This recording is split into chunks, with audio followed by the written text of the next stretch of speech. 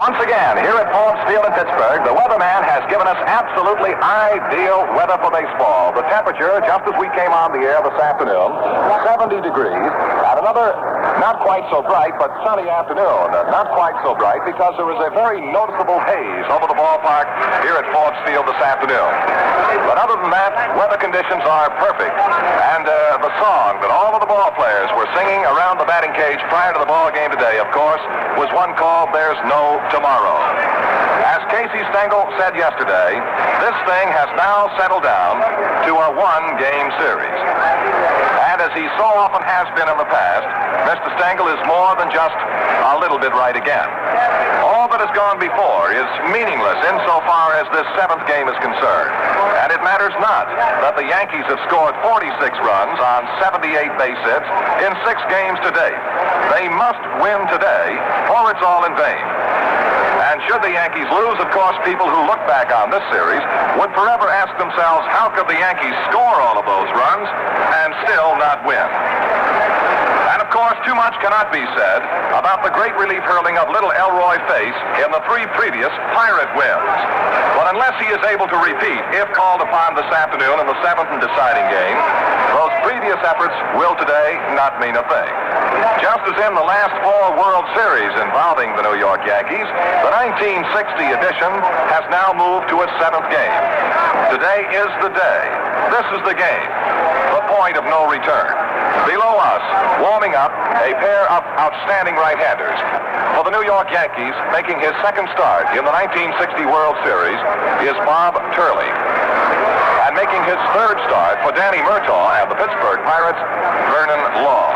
It looks as though we will have a capacity crowd here at Forbes Field. The umpires have just now made their appearance.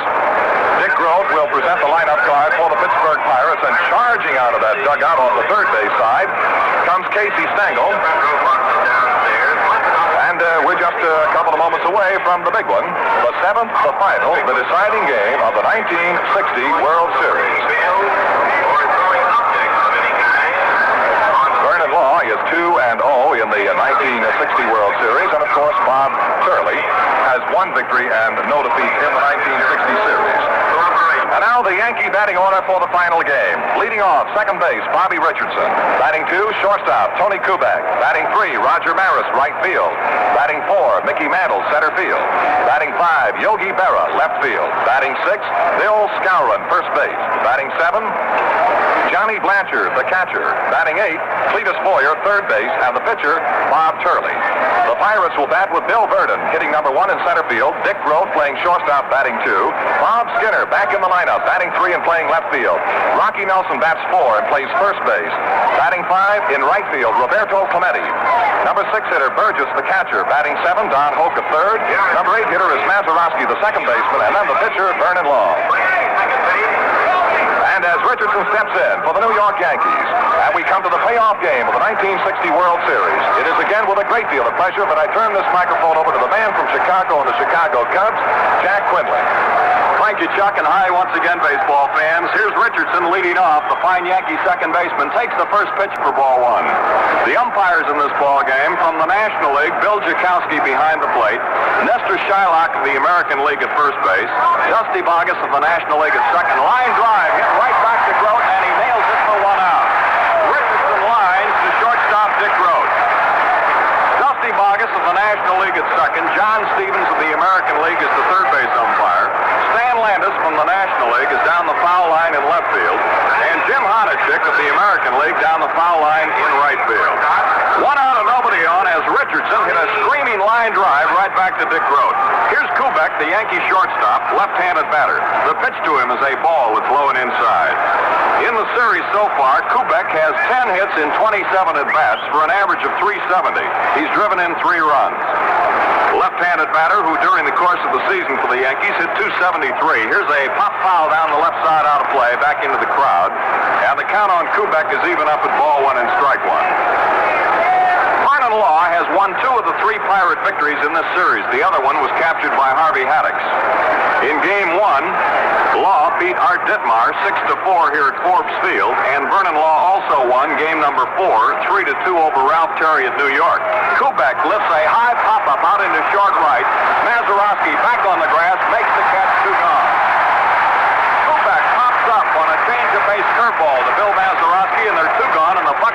fastball around the infield. The Tiger at third base, Don Hoke, flips the ball back to Vernon Law. Here's Roger Maris now, the Yankee right fielder. Bill Stafford and Bobby Shantz, a right-hander and a left-hander, warming up in the Yankee bullpen. Maris hitting .320 in the series. He takes the first pitch, a fastball from Law, inside for a ball. Rogers had 8 for 25, 2 homers, 2 runs driven in. Bob Skinner playing left field for the Pirates. First time we've seen him in over a week. Here's the pitch to Maris. A ball that's outside. 2-0 on Roger. Bill Verdon in center field and Roberto Clemente in right. It's Don Hoke at third, Dick Grote at short, Mazarovski at second, and Rocky Nelson playing first. Burgess catching, and tall Vernon Law on the mound. 2-0 to Maris. Roger takes a strike call right over the plate, held high. 2 balls and 1 strike. 2 out and nobody on base. The 25th World Series for the New York Yankees. They have 18 World Championships, 7 of them under Casey Stengel. Here's the 2-1 pitch on the way. Fastball inside to Maris, and it's 3-1 now. Frank Crissetti coaching at third for the Yankees. Ralph Houck down on the first base coach's box. 3-1 on Maris with 2 gone in the top of the first. On a hazy afternoon, but sunny at Forbes Field. 3-1 pitch. A foul ball. He tried to check his swing, and the ball jumped off the bat and went right back here to the screen. 3-2 on Maris with 2 gone. As Chuck told you earlier, these Bombers have really been hitting. They've scored 46 runs and made 78 hits. They have a team batting average of .341 in the first 6 games of this series. Now the windup by Law. 3-2 pitch to Roger Maris. A swing and a high pop-up on the infield. In foul territory moves third baseman Don Hoke. Down the line, he's got it. Retires the side. 3 up and 3 down in the top of the first inning for New York. And after half an inning, it's the Yankees nothing and the Pirates nothing. We go to the bottom of the first inning. Center fielder Bill Verdon starts it off for the Pirates. He's had 5 hits in 25 at-bats in the series, an average of 200, well below the 264 that he hit during the course of the regular season. Verdon, however, has been a standout on defense through the first 6 games in center field. Bob Turley on the mound. During the course of the year for the Yankees, he won 9, he lost 3. Included among his 9 wins was 1 shutout. Here's the windup by the big right-hander. First pitch to Bill Verdon. A ball, it's high and inside. Well, over the last 6 months, since April, each team has played 160 games, but this is the only one that counts. 154 regular season games, 6 World Series games, and this one, Game 7. Here's a swing and a long drive to deep left center. Yogi Berra moving back. He's under the ball. Should make the play and does, and there's 1 out. Verdon flies to the left fielder, Yogi Berra. 1 gone. It brings up the National League batting champion, shortstop, and captain Dick Grote of the Pittsburgh Pirates. Grote has had only 5 hits in 24 at-bats for an average of 208 in the World Series. During the year, he hit .325, good enough to lead the National League. Setting up the Yankee defense, Berra in left, Mantle in center, Maris in right. Clete Boyer at third, Tony Kubek at short, Richardson at second, and Moose Skowron at first. Pitch to Grote, high over his head, ball 1. Turley on the mound has a World Series record of 4 wins and 3 defeats. 2 years ago, he won 2 games in the series against the Milwaukee Braves. 1-0 pitch by Turley. Swinging a high pop fly out behind short. Here's Kubek back on the grass. Berra coming in. Kubek calling. Still backing up. He's under the ball and makes the play. 2 gone. Grote pops up to the opposing shortstop, Kubek. And here's Bob Skinner, who's been out of action for a week with a jammed left thumb. Skinner has had 1 for 3. Played in only the first game and jammed his thumb sliding into third base, and he's been out of action ever since. During the season, Skinner hit .273, clubbed 15 home runs, and drove in 86 runs. 2 out, nobody on base. The bottom of the first, no score. The Yankees and the Pirates with all the gold on the line, the blue chips on the table. It's the end of the line. Here's a curve, a slow curve thrown in by Turley, and it gets the inside corner letter high. 1 strike on Skinner. Mickey Vernon coaching at first base, Frank Osiak at third. Jammed crowd at Forbes Field. Windup, 0-1 pitch. Skinner takes a slow curve outside. A ball and a strike.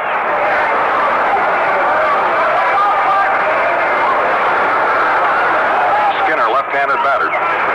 Big, lanky fella from San Diego. Here's the pitch by Turley. Here's a fastball foul back here, and it's onto the net right behind the plate. A ball and 2 strikes. Skinner was signed by the Pirates on the strength of his fine showing in high school and American Legion ball back at La Jolla and San Diego. He's one of the most respected left-handed batters in the National League. The plate umpire, Bill Jakowski, now has called time. Evidently, a ball got away from somebody in the Yankee bullpen out here. Stafford and Shands continuing to throw just in case Turley has trouble. They're 2 gone, nobody on base. The last half of the first, no score. A ball, 2 strikes on left-handed swinging Bob Skinner. Turley rocks back and fires a curve, and it's inside. 2-2. 300 feet down the right field line, then the high screen, which extends from the foul pole over to right field at the 375 sign. 436 to right center, 457 to the deepest part of left center, and here's Turley winding. 2-2 on the way. Ball high and outside. Yes, sir, the marbles are all on the ground in this one. It's now or never. This is it.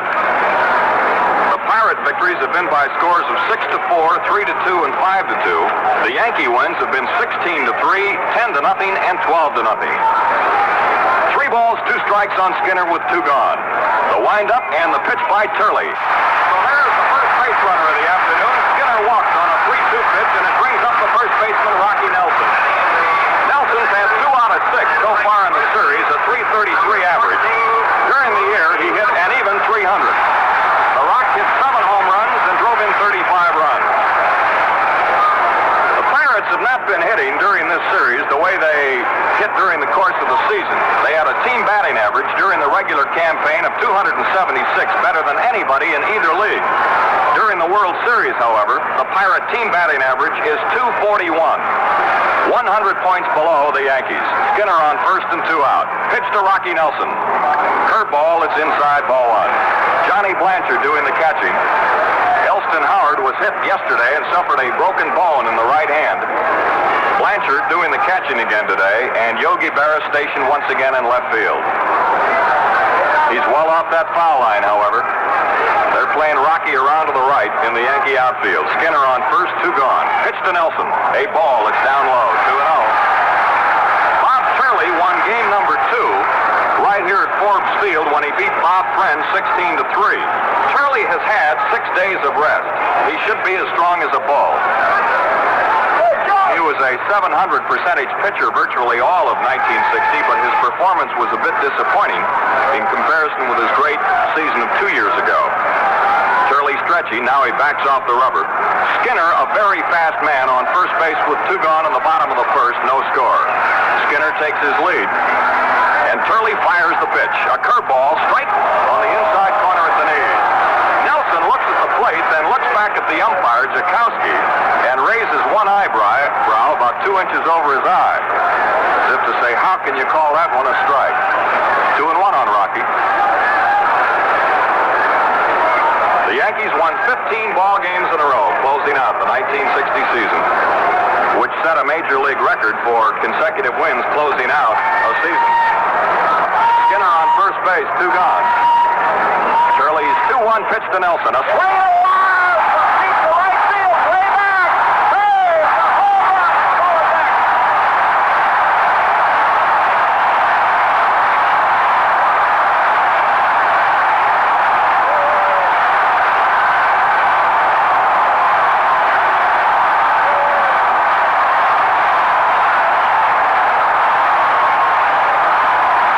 Rocky Nelson just hit a 2-1 pitch over the screen in the lower seats in right field.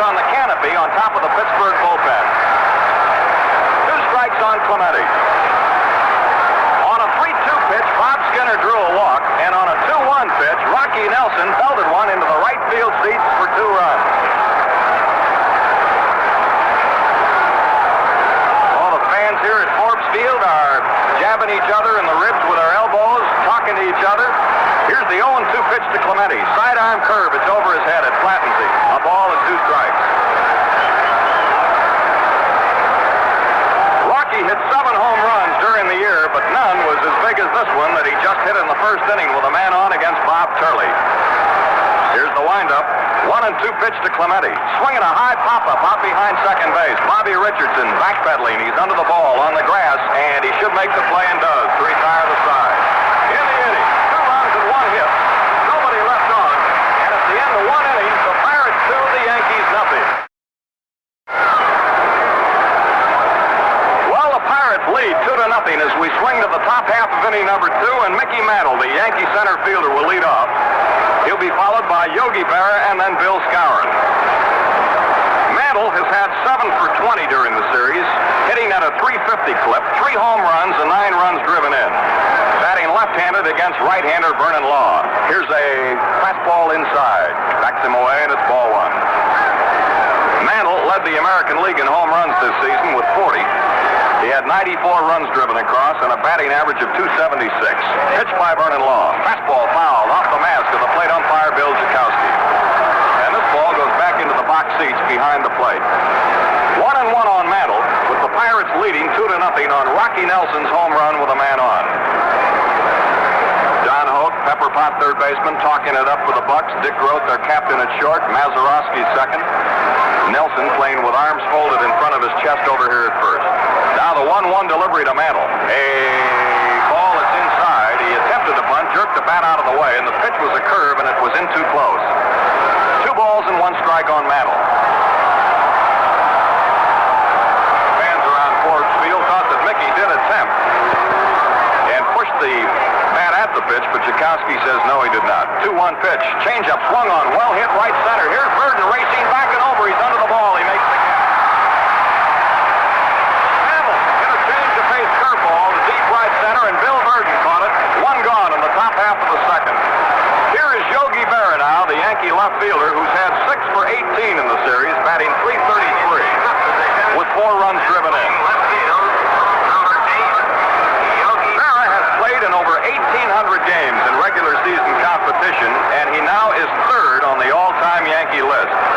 Lou Gehrig played in 2,164, Babe Ruth in 2,084. 1 out and nobody on in the second. There's a strike, a breaking ball on the outside corner just above the knees. 1 strike on Berra.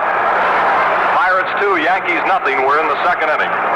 The windup, the pitch by the Deacon on the way. Fastball foul behind Ralph Houck, the Yankee coach at first base. Hits the box seat railing. And it's 2 strikes on Yogi Berra. Game number 7, the end of the line. In Vernon Law's 2 previous appearances in the series, he pitched a total of 13 1/3 innings and won both games. Here's a ball low and away. 1-2 on Berra. Dangerous Yankee left-handed batter. 1 away. Vernon Law winding. 30-year-old right-hander kicks the left leg and delivers 1-2. Swinging a ground ball. Hook to his left. A diving, strangling stop. To his knees. He throws. Don Hook. The Hook back to the ground. Hit to his left. Goes to his knees, and from a kneeling position, scramble to his feet and throw the ball to Nelson. And there's 2 men gone. Well, I'll tell you, he saw dollar signs written all over that ball. There's 2 gone. A great play by Don Hook, the Pirate third baseman. Here's Bill Skowron now, the Yankee first baseman, who's been one of the hitting stars with 10 hits and 27 at-bats for a batting average of .370. He swings and he misses a law-breaking pitch. Strike 1. Moose has 1 homer and 5 runs driven in the series. Pirates 2, Yankees nothing, top half of the second. 2 out and nobody on. Law has retired the first 5 Yankees in a row. Fastball low. Bill Skowron trying to get a hold of one. 1-1 the count. The windup. The pitch by Vernon Law. Here's a pitch inside up around the fist. He has to lean back away from it. 2 balls and 1 strike.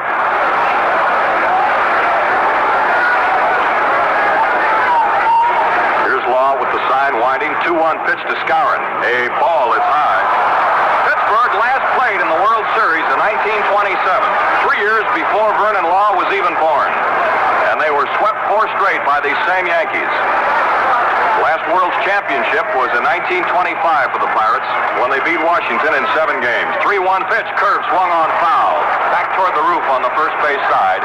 And it lands up there on the roof and is caught by a photographer. a full count of 3-2 on Bill Skowron. During the regular season, the Moose was the only Yankee to hit better than 300. He ended up at 309, 26 homers and 91 RBIs. The windup, the 3-2 pitch to Skowron. Swinging a chopper to the shortstop throw. Should get him. Here's the peg to Rocky Nelson. Retires the side. 3 up and 3 down again in the top half of the second for New York. No runs, no hits, and none left. After 1.5 innings of play, the Pirates 2, the Yankees nothing.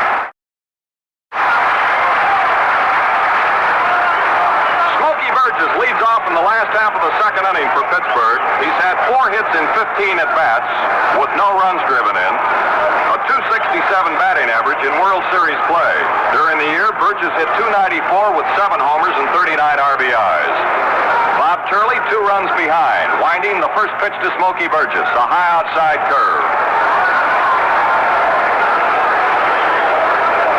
Stafford is still throwing in the Yankee bullpen. Shantz has sat down on the bullpen bench out there now.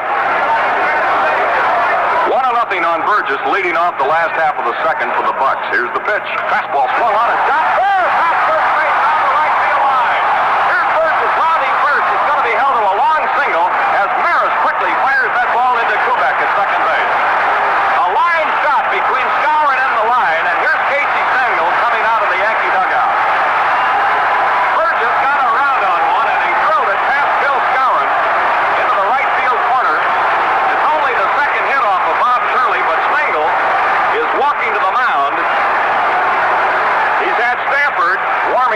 Shantz was warming up in the first inning. Stafford's been throwing since the ball game started, and Casey's looking out to the bullpen, and I believe he's going to make a change here. Of course, you have to go with your best in this one because, as Chuck mentioned earlier, there is no tomorrow. This is it. This is the end of the line as far as it can go, and Bill Stafford's being called in to relieve Bob Turley.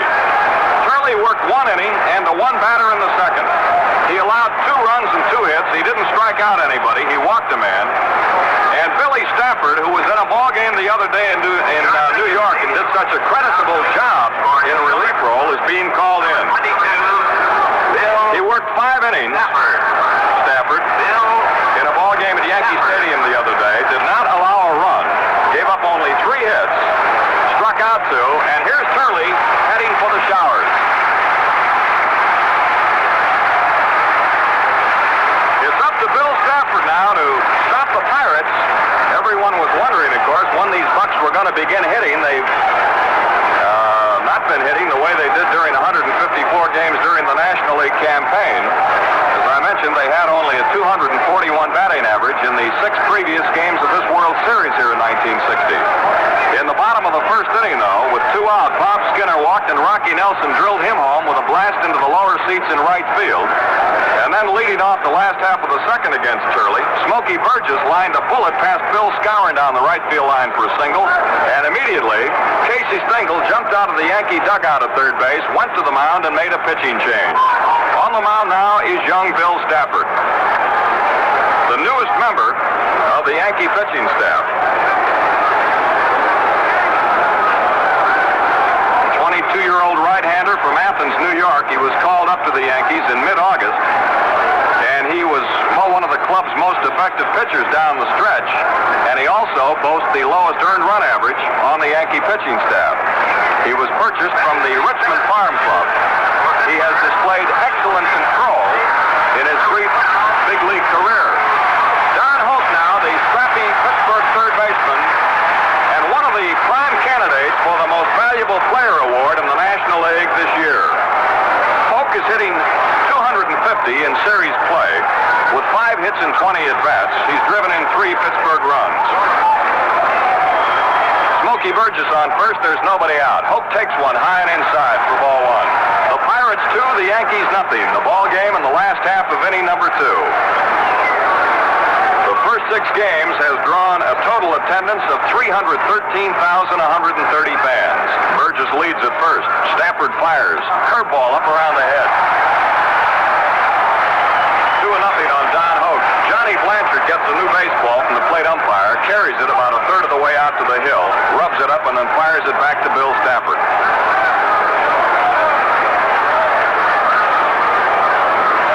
Taken out early by manager Casey Stengel. Even though he had had 6 days rest, Stengel did not care for what he saw. Here's the pitch to Hope. Ball 3 low and outside. The on-deck man is Bill Mazarovski.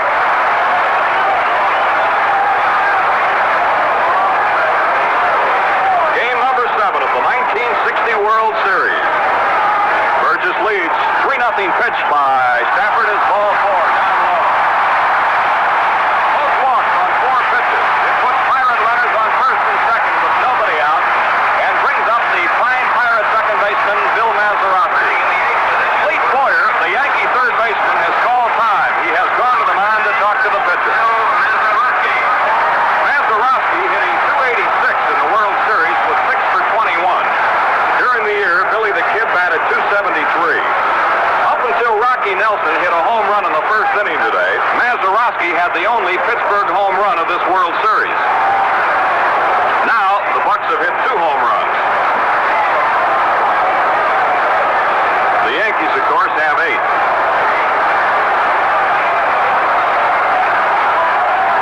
Ralph Terry is warming up now along with Bobby Shands in the Yankee bullpen. Here's the pitch. Maz bunts, a little dribbler down the third base line. They let it roll, and it rolls foul.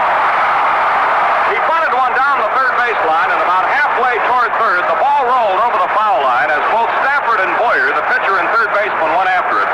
And the runners go back. Burgess to second and Hope to first. There is nobody out. The Pirates lead 2-0 here in the last half of the second inning. Jack Quinlan and Chuck Thompson reporting the play-by-play story from Forbes Field. The ballpark that was built in 1909 and that is being shook to the rafters by the fans here today. One strike on Mazarovski, right-handed batter. Reliever Bill Stafford looks in to get the sign from Blanchard. Burgess leads away from second. Hope leads at first. Here's the bunt down the third base line. The pitcher has it. Throws to first base. He's safe. The bases are loaded. Bobby Richardson took the throw from the pitcher Stafford, and Mazarovski beat it out for a hit. The bases are loaded with nobody out for Vernon Law. Hit number 3 by the Pirates. A beautiful bunt by Mazarovski as he laid one down the third base line. The pitcher Stafford jumped off the hill, came over to the foul line, picked up the ball, and fired to first base to Richardson covering, but it was too late, and all hands were safe. And again, Casey Stengel is making his way to the hill. Ralph Terry, a right-hander, and little Bobby Shands, a veteran southpaw, are throwing in the New York bullpen down the left field line. The batter is going to be the Pirate pitcher, Vernon Law. Stengel talking to Stafford and Blanchard. Old Casey's jaw wigwagging up and down out there. He's going to leave Stafford in to pitch to the pitcher, Vernon Law. The Pirates have the bases loaded with nobody out. They lead 2-0 here in the last half of the second inning. Law has had 2 for 4 with 1 run driven in. During the year, Vernon hit 181. He hit 1 homer and drove in 7 runs. Stafford in hot water up to his neck winding. Here's the pitch to Vernon Law on the way. It's a slider that's outside, ball 1.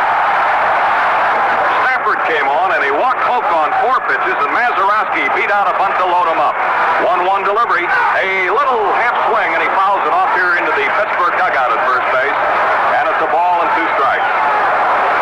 The Bucks 2, the Yankees nothing, and the Pirates threatening to get more here. The base is full, nobody out in the last half of inning number 2. Beautiful sunny day at Forbes Field. Another piece of cooperation from the weatherman. Stafford winding now. The 1-2 pitch to Vernon Law. A swing and a tap to the mound. Here's the throw to the plate out. Here's the relay to first base. It's a double play. A double play from Stafford to Blanchard to the first baseman Skowron. Burgess is forced at the plate. On the play, Don Hope moves to third and Mazarovski goes to second base. So Law hits into a double play from the pitcher to the catcher to the first baseman. And now the Pirates have runners on second and third with 2 out, and the batter is Bill Verdon. Fine pitching by Bill Stafford. He still is not out of it, however. 22-year-old right-hander coming in here in a toughest spot that he possibly be in. And so far, he's done a fine job after walking Hope and giving up that bunt single to Mazarovski. He made the pitcher tap into a double play. And now here's Bill Burden, who hit a fly ball to Yogi Berra back in the first inning. The windup and the pitch to Burden. A swing and a shot foul into the upper deck in right field. Got around on a curveball, and they rammed it upstairs, but foul by a long margin. One strike on Burden. The last 5 World Series that the Yankees have been in have gone the limit, 7 games. So far, many World Series records have been broken. Many series records have been tied. And there'll be more broken and tied in this ball game here today. One strike on Burden. Pirate teammates on second and third. 2 gone in the last half of the second. The Bucks lead by 2. Young Bill Stafford winding. 0-1 to Burden. Curveball foul down the left side out of play into the upper deck. Hits the roof and drops downstairs. 2 strikes to count on Burden. New baseball is handed to the catcher Blanchard. He rubs it up, fires it out to Bill Stafford. This kid may be 22, but he has shown a lot of moxie down through the stretch. And he's done a terrific job in the World Series thus far. He's out in front of the batter, 2 strikes. Wind up by Stafford. New York right-hander fires a fastball high and inside. He has to jump out of the way. 1-2 on Burden. 2 hits and a walk loaded him up. But then Law tapped into the double play by way of home plate. Buck runners on second and third lead away. Mazarovski at second. Hope down the line at third. 1-2 pitch to Bill Burden. Curveball line right center. Here's Maris coming on. Can't get it. A base hit. 1 run scores. Here's the other man scoring. Maris bobbles the ball and Burden takes the second.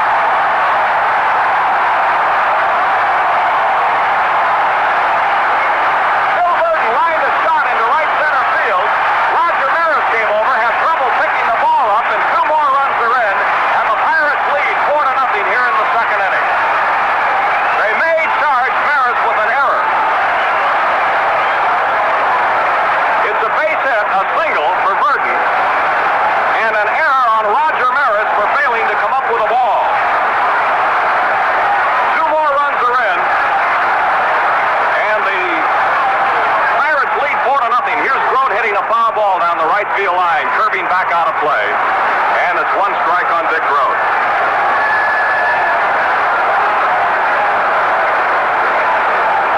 2 runs in the bottom of the second, and Pittsburgh is now in front, 4-0 over the Yankees. 2 runs driven in on the hit by Burden. His 4th and 5th RBIs of the series. Here's a tap down the third base line to the third baseman Boyer. The peg over to first base, and it's in time to retire the side. Grote didn't mean to swing, but he couldn't hold up. In the inning, 2 runs on 3 hits, 1 error, and 1 man left on. And at the end of 2 innings of play, it's the Pirates 4 and the Yankees nothing. Here's John Blanchard leading off the top half of the third for the Yankees, hitting a high pop foul out of play behind the New York dugout on the third base side. 1 strike. Blanchard has had 4 for 7 for the Yankees in the World Series, with 1 run driven in. A batting average of .571 in series play. 27-year-old catcher from Minneapolis, left-handed batter. Here's Law's 0-1 pitch on the way. Swinging a top right back to the corner. Nice snap by Law, and he's going to throw him out. Vernon Law leaped and speared that ball backhanded as it was headed past him and out into center field. Made a fine play, and he nailed Blanchard. 1 gone in the top half of the third. The Pirates 4, the Yankees nothing. 7 men in a row have now been retired by Vernon Law. It brings up the Yankee third baseman Cletus Boyer, who has just walked up to the plate with a broken bat, and he's going to have to get a new one back here in the bat rack. 1 out, nobody on here in the third. The Yankees, so far in 6 ball games, have scored 46 runs and have 78 hits, a team batting average of .341. Compared to 17 runs scored by Pittsburgh on only 49 hits and a Pirate team average of .241, 100 points less. But so far in this baby, it's been Pittsburgh. 4 runs and 4 hits. Here's the pitch by Law to Cleet Boyer. Shortens up on the bat like he's going to lay a bunt down, and he took a strike. 0-1. Bobby Shands loosening up. The pitcher due up next. Here's the pitch. Swinging a fly ball out into short center. Here's Mazarovski going out. Burden coming on. Maz under the ball. Makes the catch. Number 2 men gone. Hector Lopez is going to come out now to hit for Billy Stafford. Hector Lopez, who has 2 hits in 6 at-bats for a .333 average in the World Series, right-handed batter, coming out to hit for the pitcher Bill Stafford. Vernon Law, bad ankle and all, has now retired 8 Yankees in a row. Bobby Shantz will be the next New York pitcher. He's warming up out here in the Yankee bullpen. The Pirates scored 2 runs in the first and 2 in the second. They lead 4-0 with New York at bat in the top half of the third. Lopez in that crouch, close stance. The pitch to him is a curve. It's low for ball 1. Skinner in left, Burden in center, and Clemente in right. Polk, Grote, Mazarovski, and Nelson around the Buck infield. Pitch to Hector Lopez, swinging a long drive foul down the right field line and up near the football press box and off the roof and downstairs. A ball and a strike on Hector Lopez. On the road this year, the Yankees won 42 games and lost 35. Here's the pitch. Swing and a fastball, and he rams it foul into the upper deck, and a great play is made by a fan. A leaping 2-handed catch by a spectator down the right field line upstairs. It was at Yankee Stadium where the Bombers were so destructive and so brilliant against the American League opposition. They won 55 and lost 22 at New York. Here's a shot. Base hit in the hole between Hoke and Grote. Lopez lines a single into left field, and there's the first Yankee base runner. Hit number 1 on Vernon Law. Brings up the top of the order, Bobby Richardson, one of the real outstanding stars in this series so far. In the first inning today, leading off, he hit a line drive right back to Dick Grote, the Pirate shortstop. Little Bobby Richardson has 12 runs driven in the World Series, which is an all-time series record. Here's a curve. It's high, ball 1. Little fella, but what power. He demonstrated it the other day in New York. Saturday when he hit a grand slam home run at Yankee Stadium off Clem Levine. Lopez at first, 2 gone. Richardson swings and hammers one into left field. Bob Skinner's there, comes in at second, makes the catch to retire the side. No runs and 1 hit, and 1 man left on. And at the end of 2.5 innings of play, the Pirates 4, the Yankees nothing.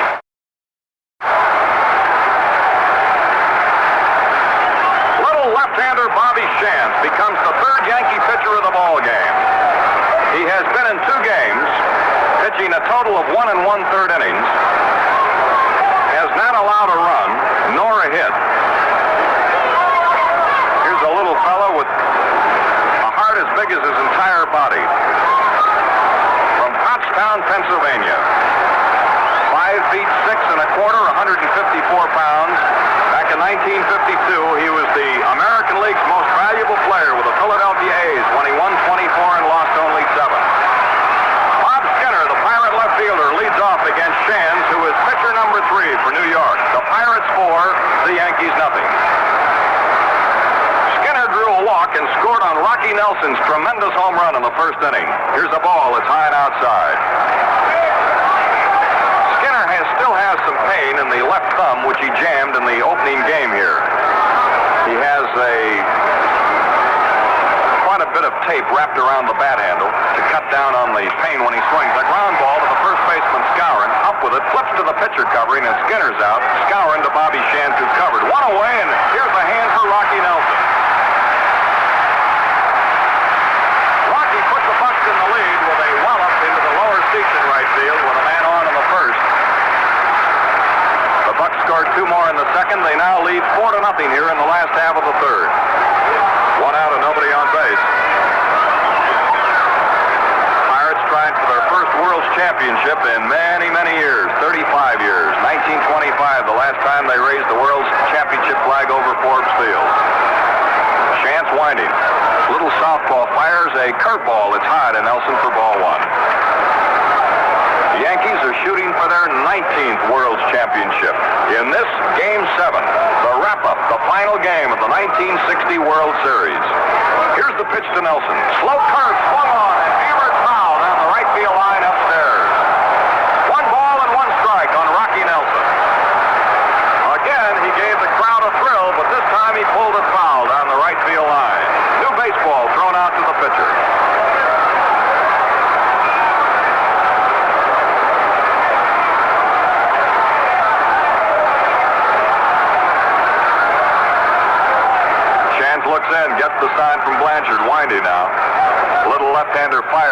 and a ball is high. 2 balls and 1 strike. 1 out and nobody on in the bottom half of the third.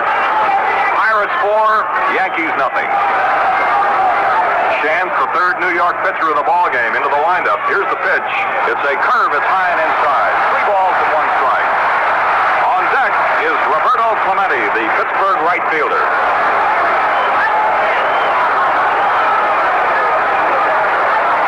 Well, out here yesterday to watch the 6th game of the series were 38,580. Here's the 3-1 pitch to Nelson. High curve. He walked his ball 4. Rocky Nelson gets the third walk issued by Yankee pitchers. Shirley allowed 1. Stafford gave up a walk, and now Chance has walked Rocky Nelson with 1 out in the last half of the third. Here's Clemente, who popped up to Bobby Richardson the first time at bat today. Casey Stengel on the next to top step of the New York dugout here at third base, watching everything. Shan's into the stretch. Pitch to Clemente. He bunts foul off here to the left, and it's strike 1.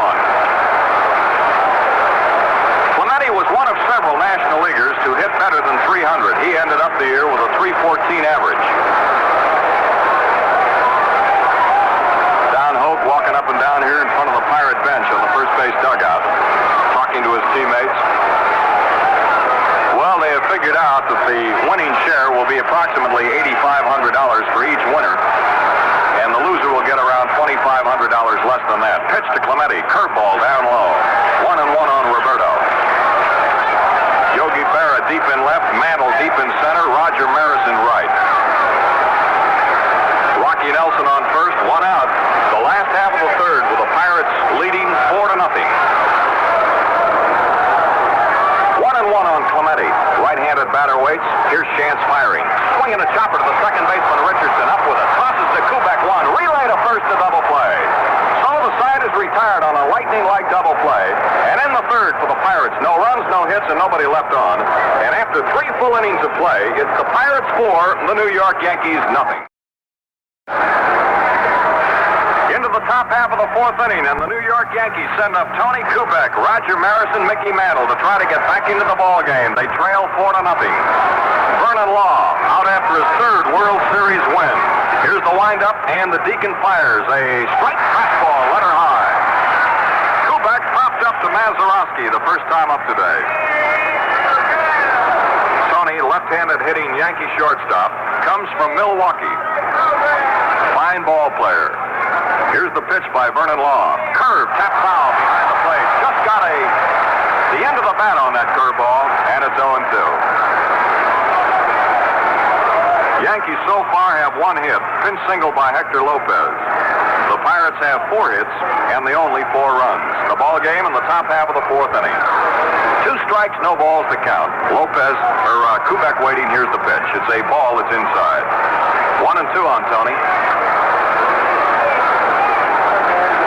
Cressetti down here coaching at third in his 19th World Series with the New York Yankees as player and coach. Here's a broken bat pop-up on the left side. Grote the shortstop back on the grass behind third, makes the catch. Kubek broke his bat and popped it up to Dick Grote. It brings up Roger Maris now, the Yankee right fielder, who fouled out to Don Hope back in the 1st inning. Roger, the American League runs batted in king in 1960 with 112. 1 out, nobody on, 4th inning. Yankees down 4-0. Here's the pitch to Maris on the way. Fastball swung on and fouled back here, right behind the plate into the crowd. 0-1 on Roger.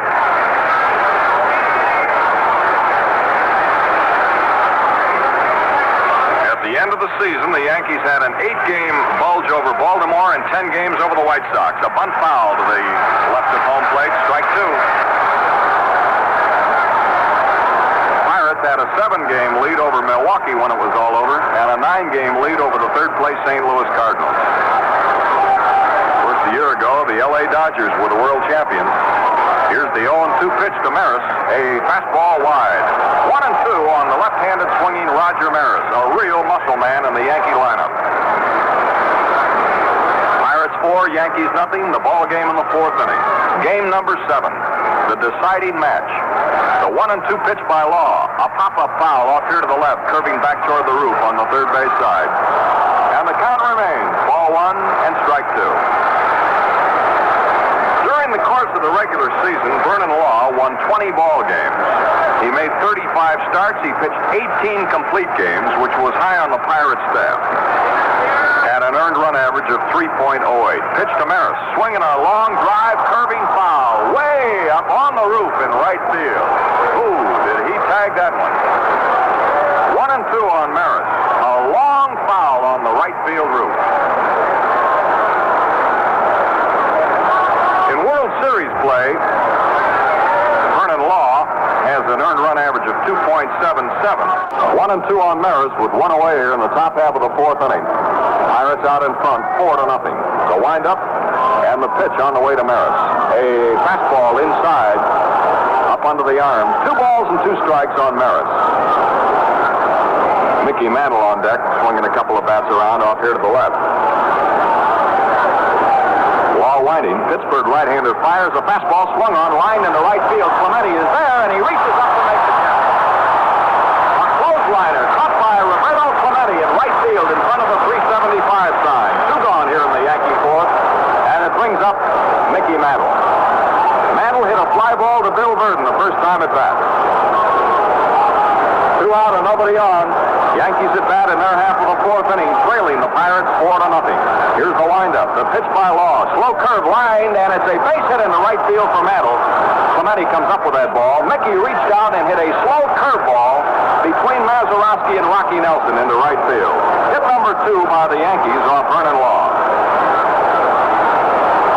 It brings up Yogi Berra, the New York left fielder, who was robbed of a hit by Don Hope's scrambling, diving stop back in the 2nd inning.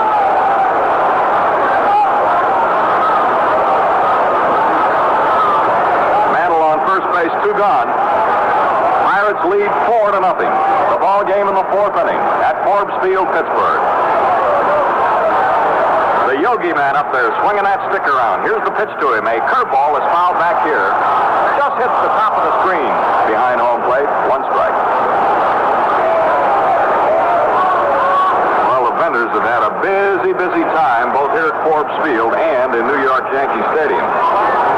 In the first 2 games here last week, 48,000 World Series programs were sold at Forbes Field. Give you an idea of how these people are buying up things.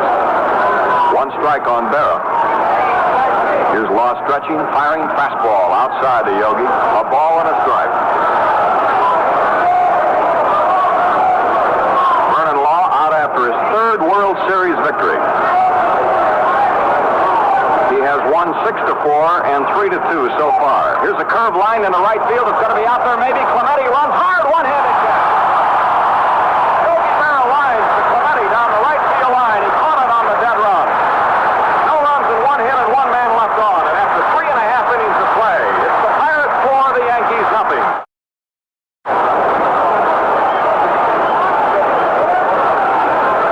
We go to the bottom of the 4th inning with the Pirates coming to bat. They lead the Yankees 4-0. And Burgess, who lined a single into right field the first time up, faces southpaw Bobby Shantz. Here's the pitch to Smokey. Fastball hit on the ground of the second baseman Bobby Richardson. Up with it. Here's the toss to Skowron, and Burgess, digging down that line, is out by about 4 steps. 1 gone, and here is Don Hope. He walked and scored a run in the 2nd, and he's made one of the outstanding plays of the game so far.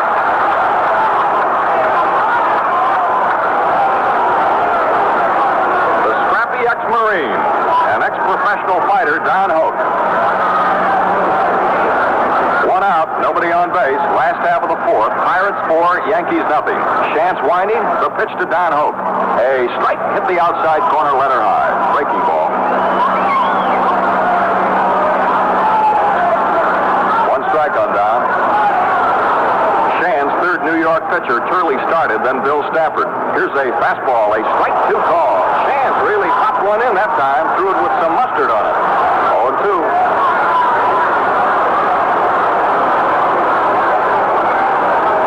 Blanchard turns around, says something to Bill Jakowski, the plate umpire.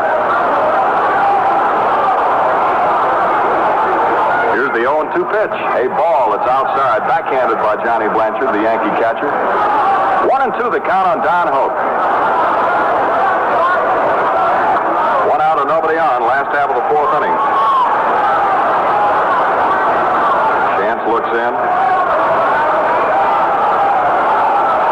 Shrugs his shoulders. He's into the windup now. The 1-2 pitch to Hoke. Swinging a ground ball to the second baseman, Richardson. Up with it. Here's the toss to Skowron at first base, and there are 2 men gone. That brings up Bill Mazarovski, who beat out a bunt down the third baseline to load the bases and set up the 2-run rally in the Pittsburgh second inning.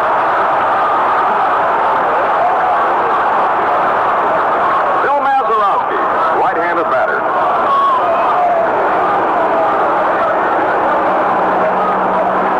Outstanding second baseman in either league. The windup by Chance and the pitch to Mazarovski. A ball that's outside. He started to go. He almost stepped across home plate to hit that one. It was outside for ball 1. 4-0 Pirates lead the ball game in the bottom of the 4th. Bobby Chance looks in, starts his winding motion. Little left-hander fires a curveball that's inside above the knees. Too close, ball 2. Bucks scored 2 in the first inning on Rocky Nelson's drive into the right field seats, and they picked up 2 more in the second. 4 runs, 4 hits. Yankees no runs, 2 hits. Little Bobby Chance winding. 2-0 pitch. Curveball popped up short left. Out goes Kubek. In comes Berra. Kubek calling for the ball in short left, and he makes the catch to retire the side.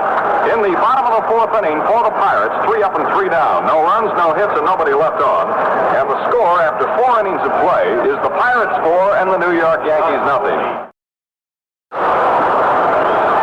We go to the 5th inning. Bill Skowron leads off, and he takes the first pitch from Law, a strike called. Now the delivery bunted on the first base line, foul. A line drive bunt down the first base line for foul, and a fan leans over the railing out here and has a World Series souvenir, a baseball. 2 strikes on Bill Skowron, trying to get something started for the Yankees in the 5th inning. They trail Pittsburgh 4-0. Activity in the Yankee bullpen. Right-hander Jim Coates is warming up. Swinging a fly ball, well hit right field, way back. It is a home run for Skowron. Into the lower seats in right field over the screen. That's the Moose's second home run of this 1960 World Series, and his 11th base hit. A home run by Bill Skowron over the right field screen into the lower deck. And the Yankees have their first run and their 3rd hit off Vernon Law. It's now 4-1 in favor of the Pirates, as Skowron leads off the Yankee 5th with a towering drive over the screen into the right field lower deck. Oh, that guy has power. Left field, center field, right field. They try to pitch him away, and he'll go with it and pop the ball to the opposite field, which he just did. Johnny Blanchard up now, hit one back to the pitcher, and Law made a great stab and threw him out the first time up. A curve is fouled up over the roof on the first base side, out into the street. 0-1. So the Yankees have scored a run here on Skowron's leadoff home run in the top half of the 5th. Pirates now out in front by 3 runs. Pitch to Blanchard, a ball that's wide. 1-1 on John. Getting down to the tail end of the order. Chance is due up in this inning. Here's a fly ball into short center. Bill Verdon coming on hard. Now he slows up. He's under the ball waiting, makes the catch. Blanchard looks one to Bill Verdon in short center field. That brings up the New York Yankee third baseman Clete Boyer. Popped up to Mazarovski the first time at bat today. Boyer, who had been the leadoff man for the Yankees, was dropped to the number 8 slot, and Bobby Richardson, who has shown tremendous power, was elevated to the leadoff position in Stengel's batting order today. Here's a bunt attempt. He missed it for a strike. He fouled the ball right into the glove of Smokey Burgess. 0-1 on Clete Boyer. 1 out, nobody on base, and a run in on a tremendous blast by Bill Skowron into the right field seats. The Pirates 4, the Yankees 1. Here's the pitch. Fastball, swing and a miss. Strike 2. Little Elroy Face has begun to warm up in the Pirate bullpen down the right field line. Here's the 0-2 pitch, a ball low and away. 1-2 on Clete Boyer. Pace, who has been one of the standouts in this World Series, is warming up in the Pirate bullpen. The 1-2 pitch by Vernon Law. Changeup, it's low. 2 balls and 2 strikes. This was Law's best season in organized baseball. He won 20 and he lost 9. And of course, he's had a great World Series, too, with 2 wins in 2 starts. He's out in front right now, 4-1, pitching against the Yankees in their half of the 5th. The 2-2 pitch to Boyer. Swinging a line drive to Mazarovski. 2 out. Boyer hit a screaming Mimi right back to Mazarovski, the Pirates' second baseman, and there's 2 gone. And here's Chance coming out. He's going to hit for himself. This is a good hitting pitcher, this little guy. Bobby Chance. He was up only 10 times during the season. He had 2 hits. Little fella, number 30, right-handed batter. The pitch to him is a strike, runner high on the inside corner. 2 out, nobody on. Skowron opened up the 5th inning with a home run into the right field seats. The 0-1 pitch to Bobby Chance, a swing and a line foul down the left field line. It's going to be out toward the Yankee bullpen. 2 strikes to count on Chance.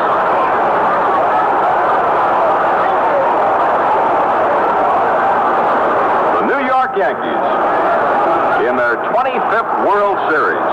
Here's the 0-2 pitch by Law. A ball is wide, just outside to a right-handed batter.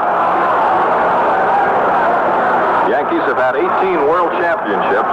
The Pirates have had just 2, 1909 and 1925. The 1-2 pitch to Chance. Fastball high and away. 2-2 on Bobby, even up now. The right fielder Clemente very shallow. So is Burden in center field.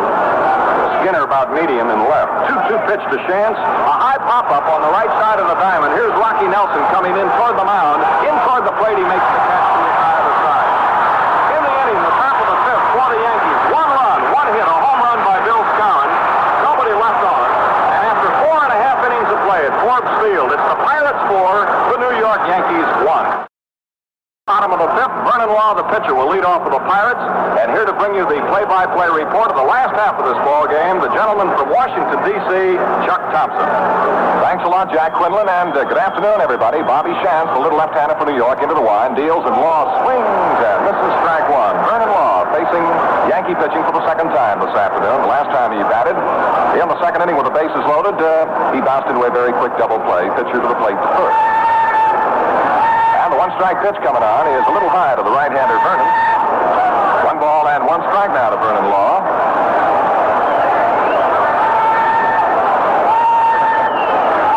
No doubt you can pick up that scream in the background as left-hander Chance deals. Law looks as high and inside. He rocks back out of the way. 2-1 now. I recognize that call. It belongs to a Washington Senator baseball fan who was out here. 2 balls, 1 strike to the Pirate hurler, Vernon Law. And little Bobby Chance looking down to Blanchard now to pick up on the side. 4-1, the Pirates over the Yankees here on the bottom of the swing, and a long fly ball deep to left. It may go all the way if it stays there. It is a foul ball at the last moment, a foul ball. Oh, Mr. Law had it hit. It was all the way, far out into the afternoon, but at the last moment, Stan Landis, the umpire down the left field foul line, gave it the wave off. And a tremendous ovation for Vernon Law. Oh, he unloaded.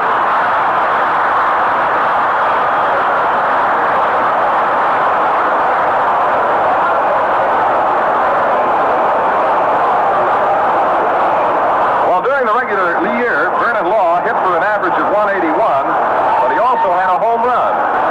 And he just missed by not more than a couple of feet, having a World Series home run.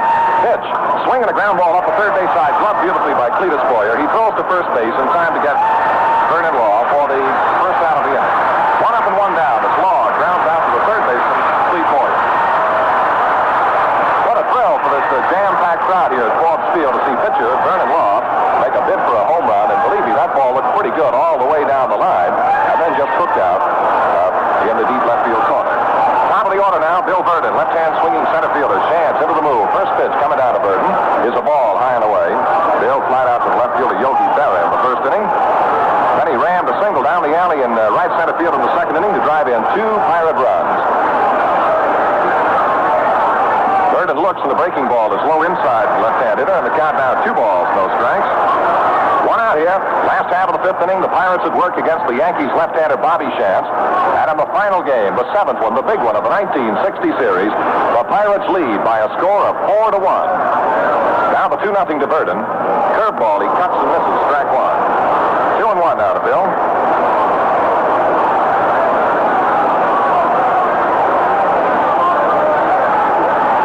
At third is Cletus Boyer. Yankee infield overshifts to the first base side. And the 2-1 pitch coming down to Burden. Another hook, and this rips in there, and the strike two is called. Boy, that one really busted over the plate. 2-2.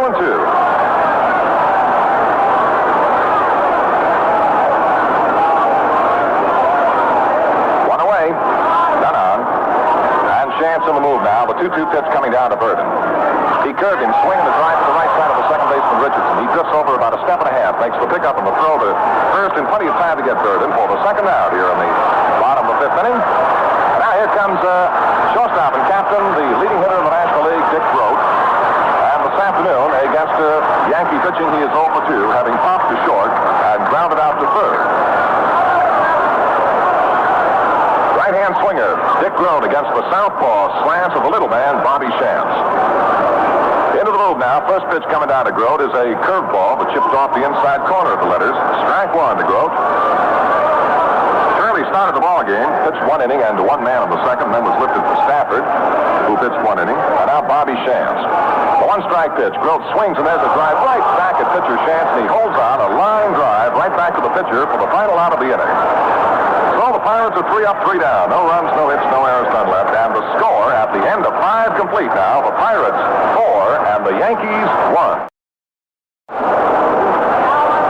Bobby Richardson leads off for the Yankees in the top half of the 6th inning. And Bob has been to the plate 25 times in this series with 6 base hits, a little bit of everything. He's had a pair of doubles and a pair of triples, a home run and a grand slammer at that, and 12 runs batted in, which incidentally is a new World Series record of 12 runs batted in a 6-game series. Well, here we are in the 7th, and this is the big one, and here's Richardson to face Vernon Law. Richardson lined out to the shortstop in the 1st inning and then hit a line drive to Bob Skinner in left field in the 3rd. Big right-hander Law into the move now. The first pitch to Richardson. He ran up, bunted, and missed. Strike one. Richardson kind of shuffled up to the front of the box and then dropped the bat in front of the ball, but missed it, and a strike. 1 strike to Bob Richardson. He'll be followed by Kubek and Maris in the Yankee half of the 6th inning.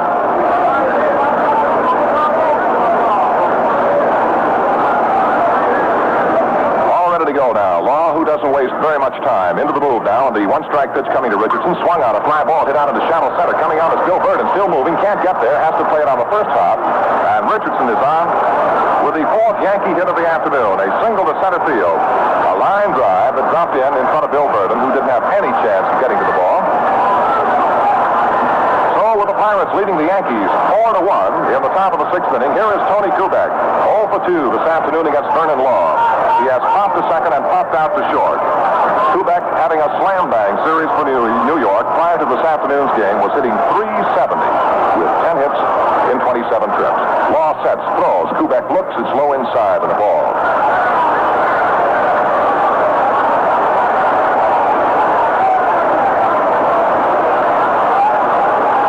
The Pirates over the Yankees.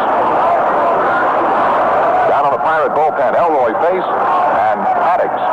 Pitch coming down to Kubek. He started a swing and held back on it. Now Burgess spins around and played umpire Tchaikovsky, who says, no, he didn't commit himself. Therefore, it'll be a ball 2. Kubek started to go and then held off, spun away from the pitch, and the count is 2 balls, no strikes. Well, the Pirate third baseman, Don Hoke, has come on in to the mound very briefly to say a word or two to Vernon Law. Haddix, the southpaw. Elroy Face, the right-hander, working in the Pirate bullpen in the right field corner. Leadoff hitter Richardson, single to center field. And now here's Kubek waiting the 2-0 pitch from Vernon Law. He sets and throws. Kubek leaned in as if to bunt, looked the pitch all the way, and it's a strike call. Ran the hands up the bat and then leaned in over the plate and took it all the way. 2 balls, 1 strike.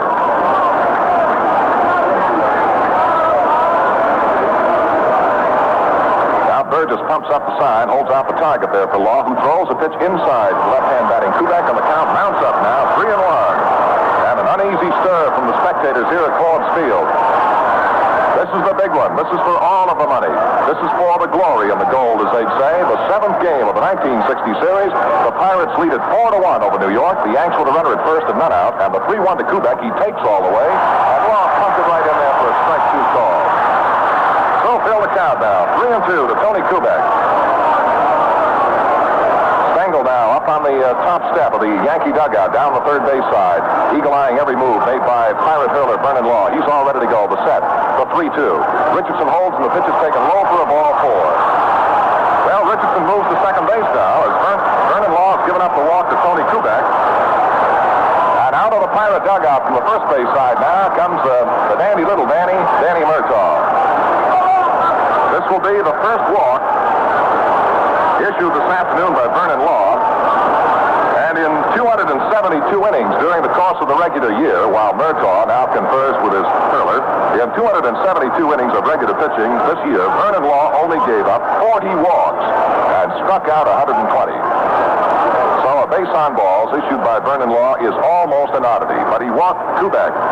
And the Yankees now have runners at first and second. And if you want to look down at the plate to Roger Maris, you could point out that the Yankees have the tying run at the plate. And there's Danny Murtaugh giving that well-known sign to the Forbes Field fans, holding his palm down parallel to the ground just above his knees, indicating he wants the little fella, Elroy Face, and here he comes. Vernon Law has today pitched 5 innings and has allowed the New York Yankees a total of 4 base hits. He walked 1. He didn't fan a batter and has given up 1 run, the leadoff home run to Bill Skowron in the 5th inning. Coming on now is Elroy Face, making his 4th World Series appearance. He has pitched 7 1/3 previous innings, but a good hand goes up for Vernon Law. A standing ovation. Listen to this.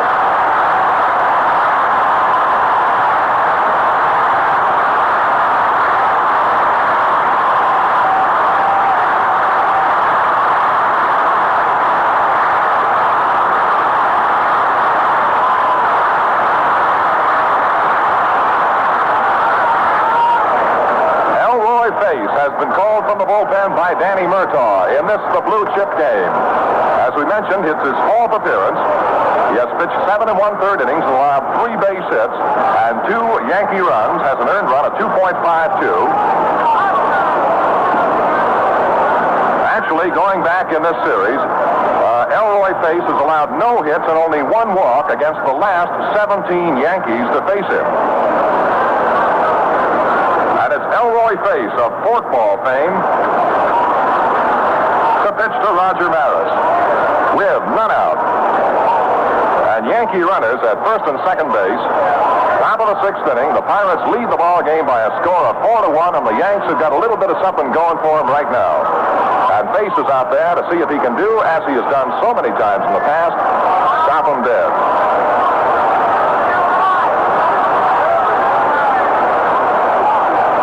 Jack Quinlan notes that pitcher Vernon Law appeared to be limping a little bit as he went to the Pirate dugout. He has been pitching with an injured ankle, and it was painful, but he said, well, I'll have all winter to rest up. Well, here's the game again. Maris steps in. Face throws a strike out of the inside corner. Maris putting up some kind of a beat now to Bill Tchaikovsky, the plate umpire. Stomping around out there. Little Richardson, the runner for New York at second base. On at first base, Kubek. Richardson opened the inning with a single to center.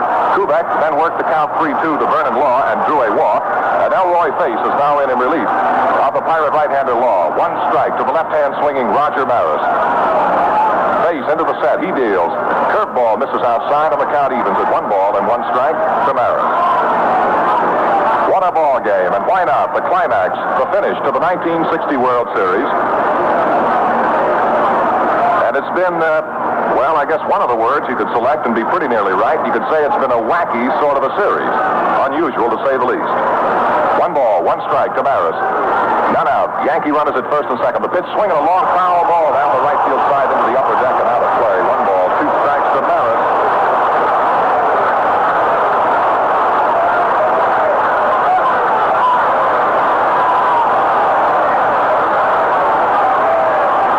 Without saying, the Pirate fans here at Forbes Field now settle back in their seats just a little bit, but that foul ball by Maris brought them right up on the edge. 1 ball, 2 strikes to Roger Maris. None out. Runners at first and second base. Face sets, throws. He swings and the ground ball is pulled foul outside of first, bouncing toward the box seat. And the count continues. 1 ball, 2 strikes to Maris. Swinging a couple of bats over there in the on-deck circle down the third base side for New York is Mickey Mantle. So Face has got the meat end of the Yankee batting order to try and work his way through. Actually, it'd be kind of tough to single out any section of the Yankee batting order and say it's the hardest hitting. They have hit well from top to bottom. 1 ball, 2 strikes. Richardson leads second base. Kubek shoves off to his lead at first. Face into the stretch, sets and throws. Swinging a high pop-up off the third base side. Back goes Don Hoke. Backpedaling. Throat is with him. Hoke in foul territory. Makes the catch. 1 away on the runner's hold. Maris fouls out to third baseman Don Hoke. Richardson holds second. Kubek at first. 1 away now. Mantle had been up to the plate all ready to go, and now Casey Stengel has called him back toward the dugout, and I see that Mantle had forgotten to take that plastic helmet up there.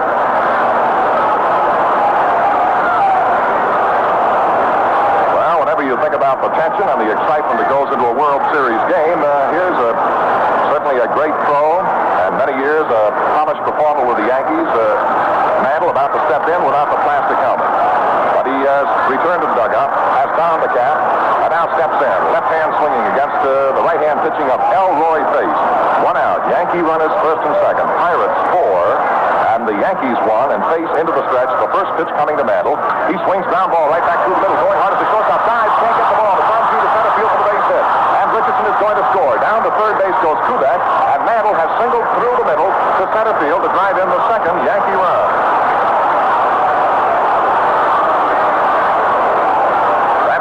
Second hit of the afternoon. And it's now the Pirates 4, the Yankees 2. 1 out on the inning. And Yankee runners on the corners. Mantle at first, Kubek at third, and Yogi Berra stepping in against Elroy Face. That would be Mantle's 10th run batted in this 1960 series.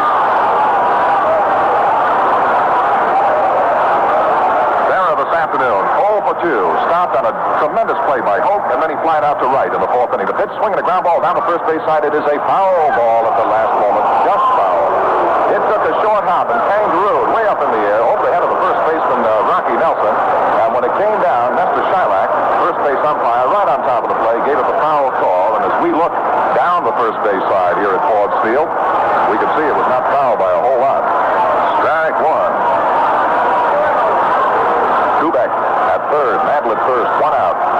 Pirates 4, Yankees 2. And the Yankees are making their move here in this top half of inning number 6. And Elroy Face is on for the Buccos to see if he can stop him. The set, the little right-hander throws. Berra swings. There's a high fly ball deep in the right field. I don't know about it. It may be in there.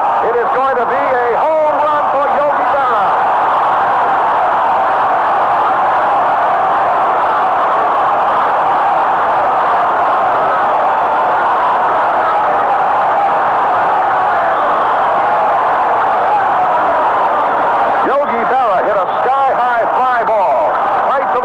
Foul line all the way into the deep right field corner, and we had to hold up because it was threatening to go foul, but it held in there, dropped in fair, a 3-run home run blast for Yogi Berra, and the Yankees have battled back out in front again.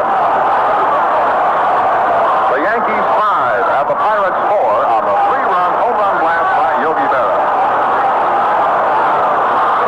Bob Friend and Harvey Haddix are at it in the Pirate bullpen down in the right field corner. And now it's Yankees 5 and the Pirates 4. As Skowron steps in against Face. He takes low and outside, ball 1. That's the first Berra base hit of the series, but hasn't been a single. And it was a powerful punch of bat, a 3-run home run. The pitch swing and a foul back on the netting behind the plate. And the count is a ball and a strike to Bill Skowron. That for Yogi Berra will be his 11th World Series home run. 11 World Series home runs for the incomparable Yogi Berra. And now it's Yanks 5, Pirates 4. Face delivers 1-1 to Skowron. It's up too high to the big right-hand batter. Ball 2. 2-1 now.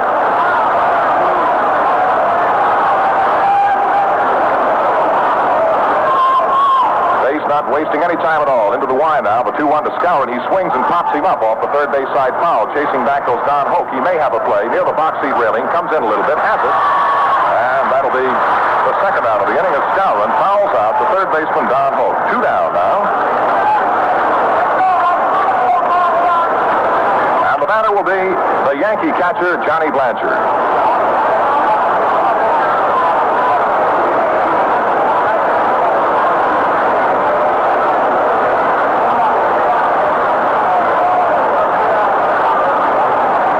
Blanchard now. The pitch is a ball low inside to the left-hand swinger. Blanchard went out on a wonderful play by Vernon Law in the third inning. Vernon made a leaping one-handed grab to steer his ground ball in the third, and then Blanchard flied out to center in the fifth inning. 1 ball, no strikes now. Rivera has just hit a 3-run home run, and the Yankees lead the Pirates 5-4. The pitch is down low. Ball 2, 2-0 now. Vernon Law is charged with 3. The New York Yankee runs. The other 2 are charged to a reliever, Elroy Pace, who's in the move now. The 2-0 to Blanchard, swinging a ground ball, pulled foul outside of first, and the count is 2-1. Beautiful weather in Forbes Field, Pittsburgh. The entire 1960 series has been marked by most unusual weather of a most pleasant variety.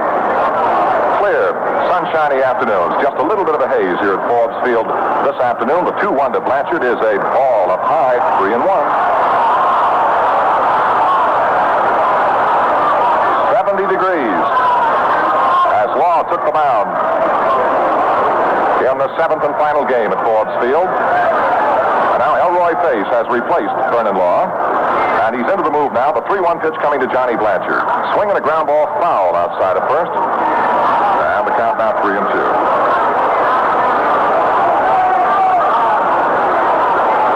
The New York Yankees have hit 10 home runs in this 1960 series. The record is 12 in a 7-game series, and you might suspect it's held by the New York Yankees in 1956. Full count now, 3-2 to Johnny Blanchard. 2 out, none on. And the pitch. First base play, waiting as Nelson grabs on a knee-high hop, trudges to the bag, and tags up ahead of Blanchard for the final out. Well, the Yankees grabbed 4 big runs in the inning on a total of 3 base hits. No Pirate errors, none left. And the score at the end of 5 1/2 innings of play, it's the New York Yankees 5, the Pittsburgh Pirates 4.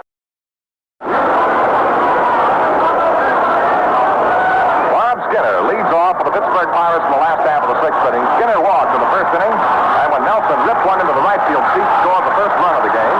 Nelson with a 2-run home run blast in the first inning, and the Pirates grabbed 2 more in the second inning on a 2-run single by Bill Burton. But then the Yankees came on with a big 4 runs in the top of the 6th inning and have taken over now a 5-4 lead. And here's Skinner to face the little left-hander Bobby Shantz. First pitch coming down to Skinner, swinging a fly ball deep to right. Back and waiting is Maris. He's there and makes the grab. 1 out. Skinner flies out to the right fielder, Roger Maris. Well, here's the hero of the first inning in the 7th game, so far as Pirate fans are concerned, Rocky Nelson. Boy, he bombed one. He really put it in there. Off starting pitcher Bob Turley of the Yankees.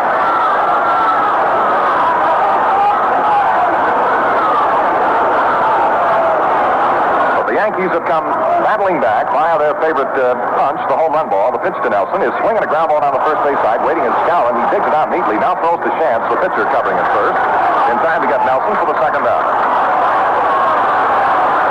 2 up, 2 down for the Pirates in the bottom of the 6th, and now it'll be Roberto Clemente, who popped out to second baseman Richardson and then hit into a very sharp double play. Richardson to Kubek to Skowron in the 3rd inning.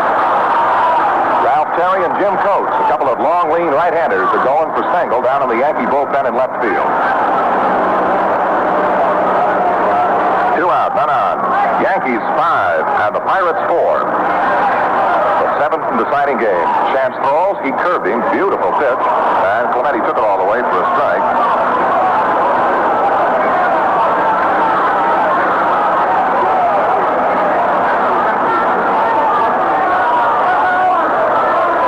Southpaw from Ambler, PA, brings the arm down, throws a fastball, but it's low and inside, and a ball. 1-1 now to Clemente.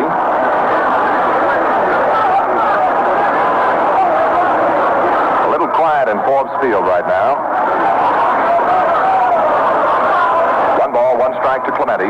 2 out, none on. Last half of the 6th inning, 5-4. The Yankees. The pitch is swung on and missed. Strike 2, and Clemente went around and around that time, trying to find that chance curveball. 1 ball, 2 strikes.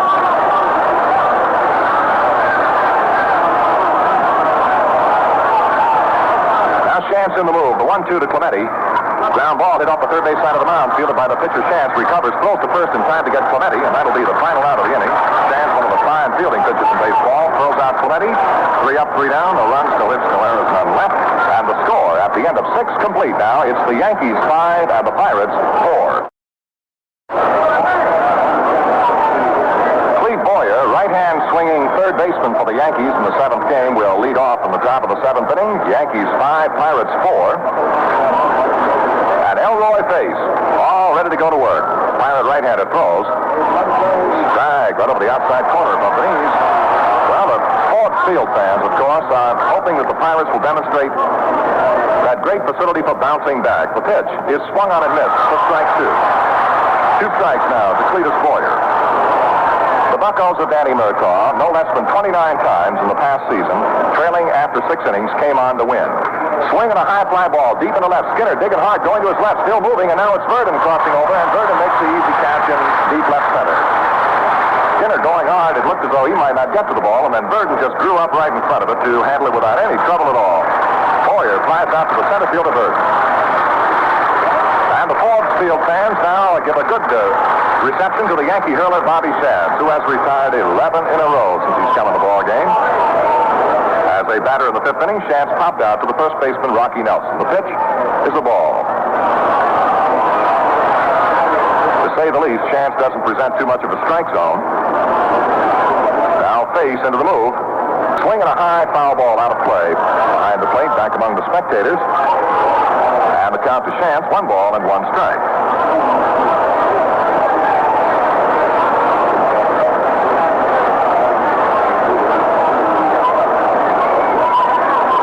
Strike to Chance.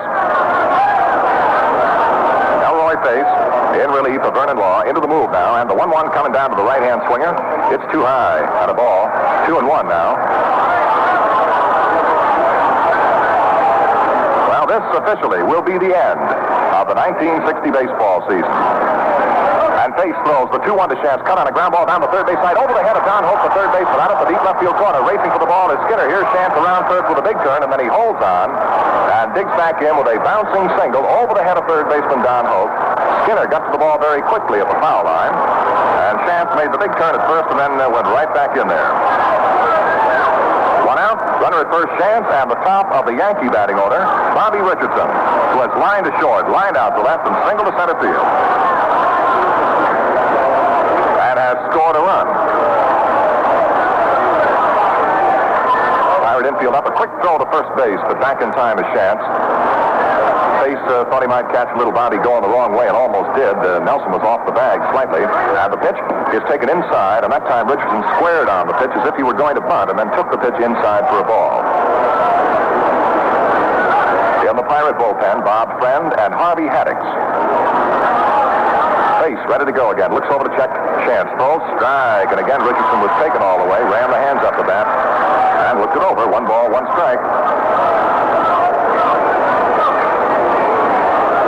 Pirate infield up a couple of steps in double play depth. 1 out. And the pitch swinging. There's a line drive down the right field side. It's a foul ball. A foul ball is the last ball. But a line drive hit about halfway down the right field foul line. Out foul by about 2 or 3 feet. So the count to Richardson, 1 ball and 2 strikes. Richardson taking Face to the opposite field, and it wasn't fouled by a whole lot. Chance now taking a leisurely stroll back toward first. He's trying to save a little bit. Of course, when you're in the 7th game of the World Series, you're in there to go as hard as you can go, as long as you can go, and never mind saving it because you got the whole winter to rest up. Now the 1 ball, 2 strike pitch to Richardson. Chance leads first, the set by Face, the pitch. High pop-up foul, and it'll be out of play off the third base side. And the count continues 1-2. Hello, base ball bounced around quite a little bit, hit in the upper deck off the third base side, and they couldn't hold it up there, so charged the second-story tennis down the left field side with an error, and the lower Fox Seat fans held onto it. 1 ball, 2 strikes. 1 out. Yankees batting top half, 7th inning. Score: the Yankees 5, the Pirates 4. Final game of the series. Elroy Pace now delivers. Richardson swings ground ball third base way. Don Holt has. Goes to second. That's 1. And that's the only play possible. They execute the fourth, so Bob Shands coming in at second base for the second out of the inning. And on at first base on the fourth is Richardson. 2 down now, and the batter will be Tony Kubek. Kubek popped to second, popped out to short, drew a walk in the 6th inning. And that walk, incidentally, was what sent Vernon Law out of the ball game and brought in Elroy Pace. 2 out. Richardson, the runner at first base. Nelson plays him tight to the bag that way. Face into the stretch. Set and throws. Kubek looks. It's inside low on the ball. Burgess held it up there just a little while for plate umpire Zukowski to look at. 1-0. And the 1-0 pitch coming down. No quick throw to first. Back in time is Richardson. No tag made by Rocky Nelson.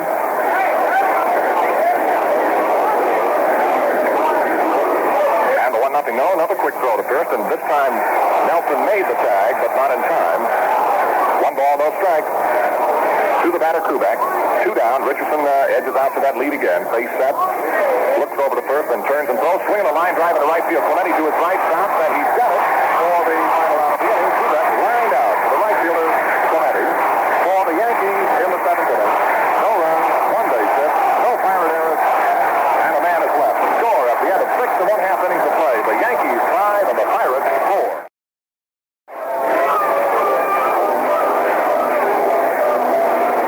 The official paid attendance has just been made known here at Ford Field for the 7th and the final game. 36,683 paid. 36,683 paid. We're ready for the bottom of the 7th inning. Shands on the mound taking his final tune-up tosses. Against the little left-hander will come the southpaw swinging little round man Smokey Burgess. It'll be Burgess, Don Holt, and Mazarovski in that order in the Pirate half of the 7th inning. And what a ball game. What a series. All ready to go. And now the Ford Field fans begin to warm to the task as Burgess steps in. We're ready to go. The Yankee outfield is cut around a little bit toward the right field side to Smokey.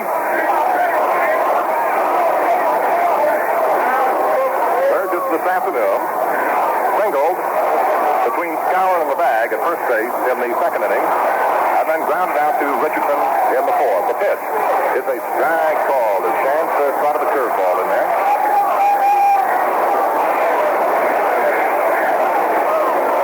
Game total attendance in the 60 World Series, 349,813. Yankee bullpen active again with Coates and Terry. Now the 1-strike pitch coming down to Burgess. Chance throws, curve, swinging a drive, hit right back through the middle, base hit to center field. Burgess starts the Pirates in the 7th with a single to center. That brings up Don Holt, and we're going to get a pinch runner for Burgess.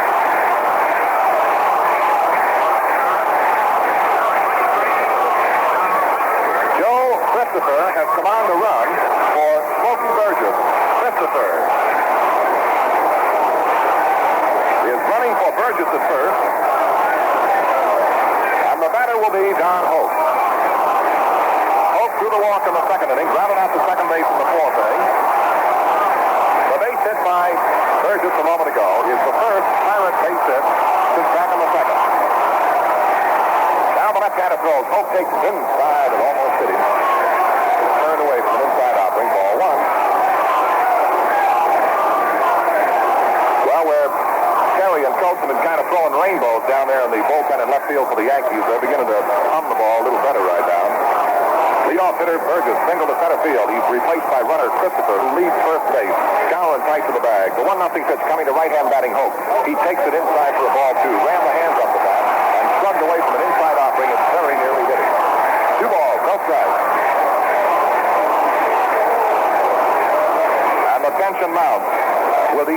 pitch. Well, we've had goosebumps standing out on us ever since the first pitch of this ball game. It's been that kind of an afternoon. The Yankees 5 runs on 7 hits. The Pirates 4 runs on 5. Chance is ready. The 2-0 to Hope. He takes again inside. And the ball's 3-0.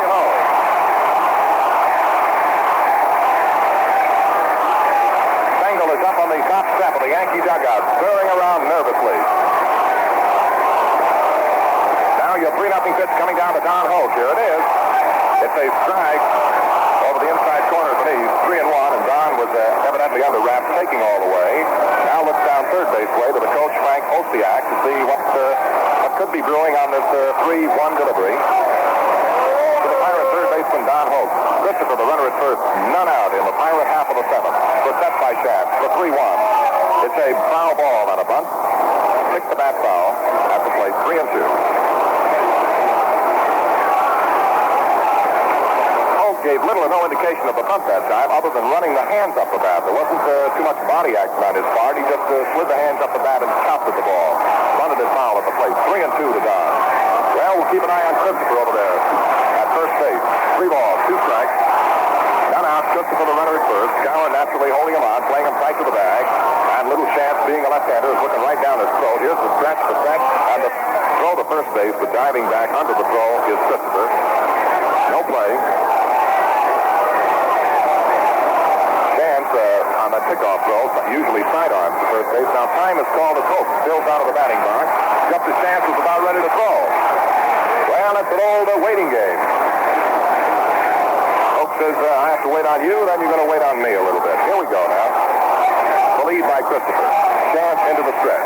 He's set. And the 3-2 to Hope. There goes Christopher. He swings a long fly ball deep to the left field corner. Barrett coming on is there to grab it. Makes the catch, and now racing back to first base. Ahead of the throw goes Christopher. Well, Hope first hit it pretty good. A line drive, but Barrett got a good jump on the ball. Racing toward the foul line. Was able to haul it in for the first down of the inning.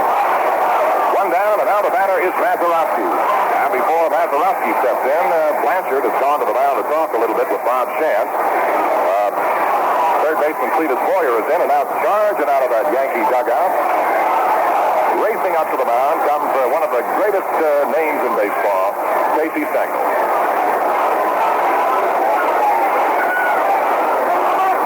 Speaking of great names in baseball, Stan Musial is sitting in a front row seat in the St. Louis Cardinal box down along the first baseline.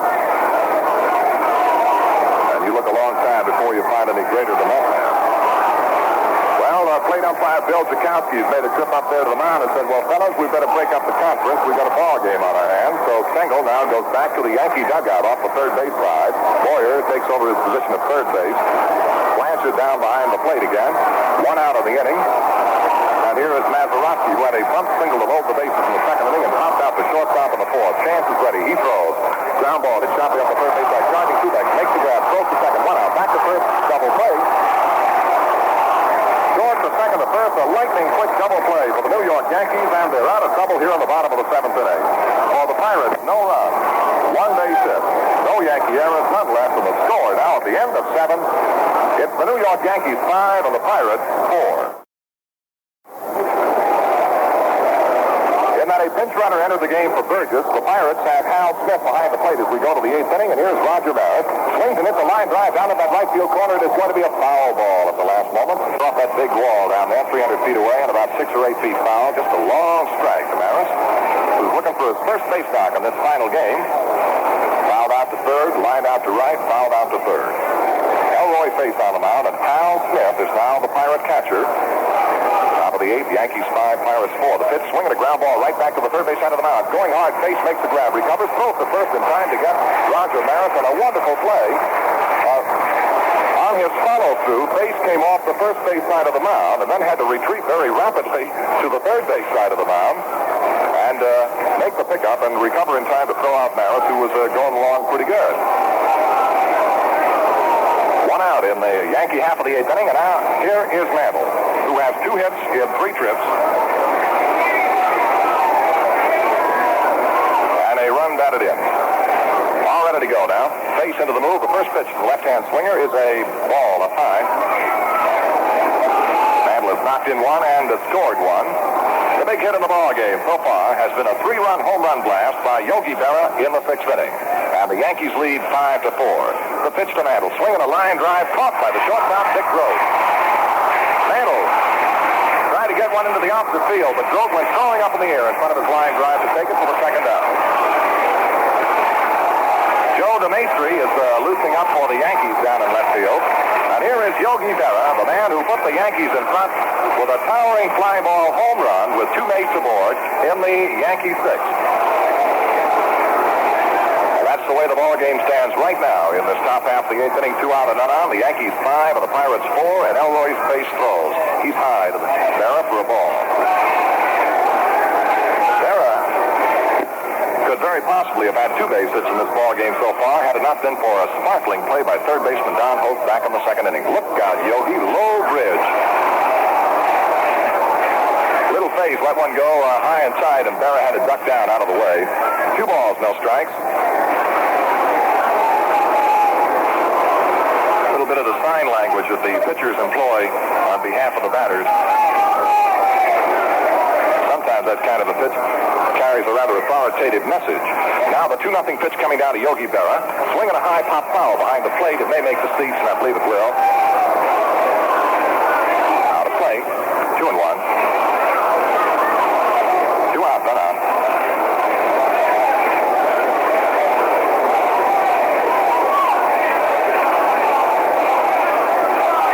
Counting a 2-1 pitch to Yogi Berra.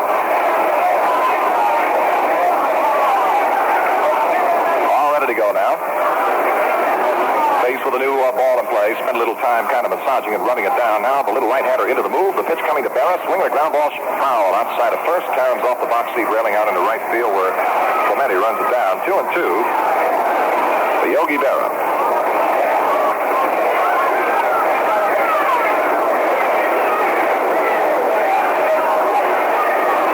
DeMaestri down in the Yankee bullpen would make you think that perhaps Stengel might move DeMaestri in at short, then put Kubek out there in left field. But let's let Mr. Stengel run the ball club and wait and see. Now the 2-2 pitch to Berra, ground a foul ball back on the netting behind the plate. And it's 2-2.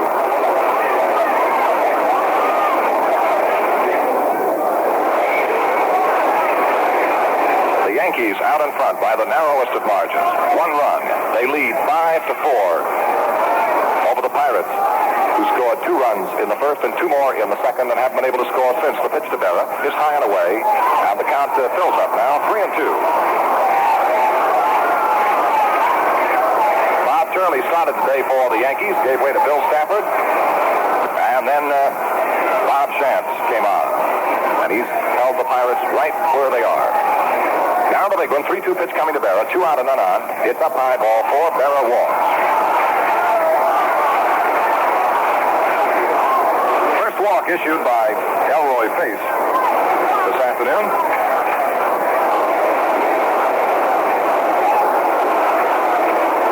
Stepping in now, the right-hand batting Yankee first baseman Bill Skowron, who led the 5th inning with a home run into the right field seats to give the Yankees their first run. Then the Yanks came on with another one of their big innings. 4 runs in the 6th. The pitch, swinging a ground ball off at third base side, backing it down. Hokie one-handed out of the air, throws the second, not in time. Hoke was powerless to do more than he had done with the play. It was a kangaroo hop, kind of a short hop ground ball. Then it took off up in the air, much like a pop fly. And Hoke backed off under the bouncing grounder, waited for it to come down, made a lightning quick throw to second base, trying to force Berra, but could not get him. And the ruling is an infield hit for Moose Skowron. The Yankees now with 2 down have runners at first and second, and here is their catcher, Johnny Blanchard. Blanchard went out in a fine play by Law in the 3rd inning. Then he fired out to center in the 5th inning and went out unassisted to Nelson to end the 6th. Southpaw hitter Elroy Pace staring down to his battery-mate Hal Smith. Into the stretch now, the little man sets, and here's the first one coming to Blanchard. Outside of the ball, 1-0.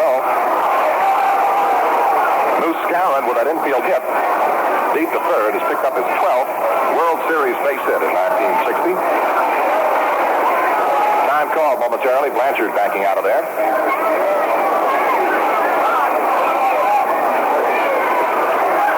36 36,683 here to see the final game of the 6C series. And what a ball game they're looking at. Face ready, he throws. Swinging a high pop foul out of play off the first base side. The count is 1 ball, 1 strike to Blanchard.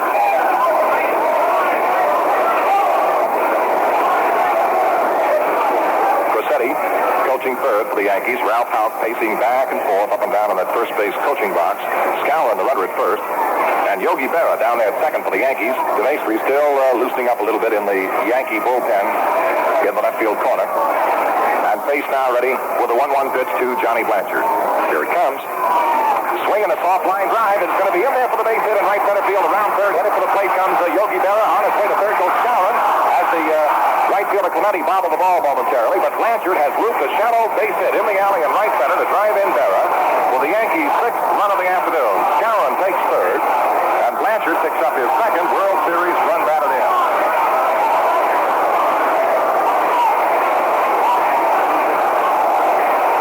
Kind of a soft line drive that looped out over the head of the second baseman Mazarovski, dropped in right center. Scored Berra from second base. Skowron took third. Blanchard is now on at first. Still 2 out in the inning. His face got the first 2 men, Maris and Mantle. Then the walk to Berra, the infield hit to Skowron. Blanchard singled. And it's 6-4 right now. And here is Cletus Boyer, who swings in a line drive down the left field line. It's going to be a fair ball all the way into the deep left field corner. That's going to score Skowron without any trouble. Racing toward third goes Blanchard, and they hold him up there. And into second, standing up with the double, goes Cletus Boyer. Boyer rips a line double into the deep left field corner to score Skowron with the 7th Yankee run. Blanchard is held at third.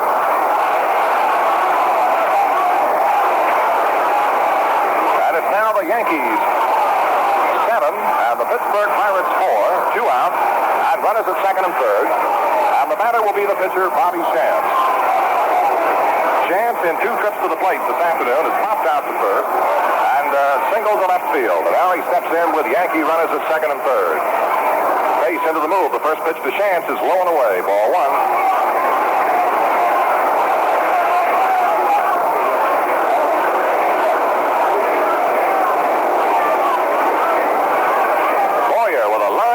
Double down the left field line has knocked in another Yankee run. 7-4.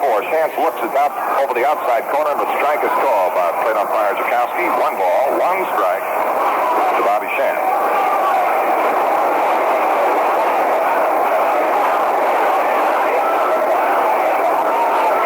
And the pitch, swinging a high pop-up foul down the first base side. It'll make the seats, I believe. Chasing over goes catcher Hal Smith, but it's back in behind the Pirate dugout at about 15 rows.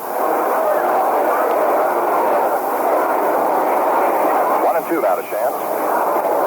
Yankee bullpen standing up down there in left field. Pacing around nervously, watching every move in the ball game. Activity. Bob Friend is throwing, along with Harvey Haddix, I believe, in the Pirate bullpen down in the right field corner. Shantz, little right-handed batter, waiting now. The 1 ball, 2 strike pitch from face, and here it is. It's too low, and the count is 2-2.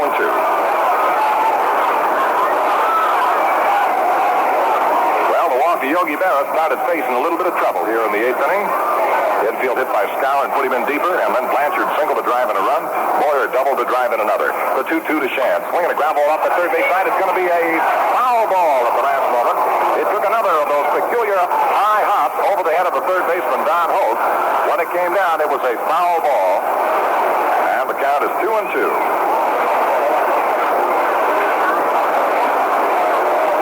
You see many such bouncing ground balls here at Forbes Field. Their infield is a little harder than most.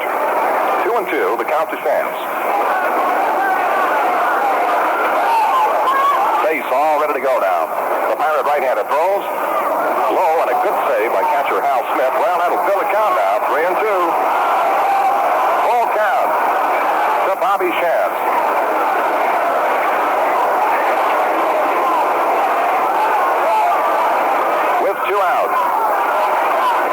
Into the line. Here's the pitch to Shantz. A ground ball that's fouled outside of first. One-handed by Ralph Houk. Couldn't hold on to it, however. Looks at the baseball, says it's okay, and flips it out to pitcher Elroy Face. Well, the Bucks again this afternoon are facing the uphill battle. They trail by a score of 7-4 with the Yankees batting in the top half of the 8th inning and time running out. Now Now faced into the move, and the 3-2 pitch coming down to Chance. A soft fly ball to shallow right, moving to his right and coming in is Clemente. He's there and makes the grab for the final out of the inning. But the Yankees get 2 more runs in this inning on 3 base hits. No Pirate errors, 2 men are left in the score. Now at the end of 7 1/2 innings to play, it's the New York Yankees 7 and the Pittsburgh Pirates 4.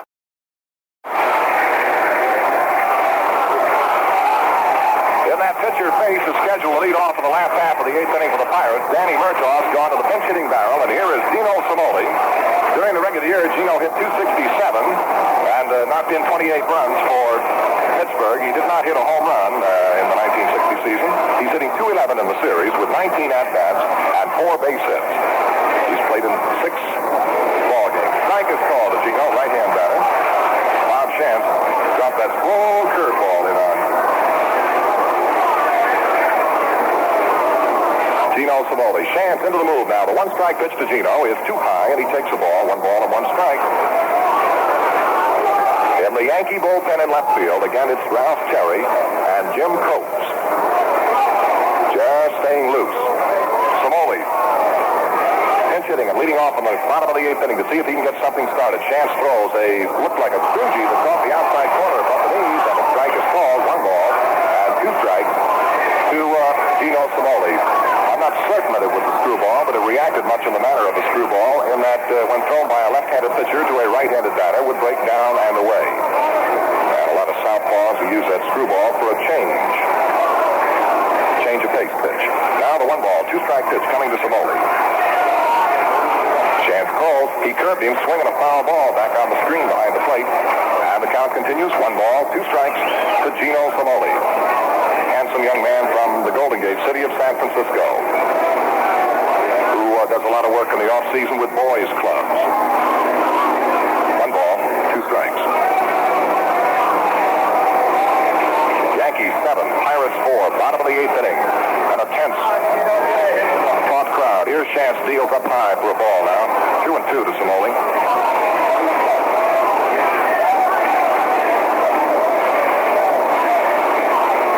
Here at Ford Field are sitting as if they were on a keg of dynamite.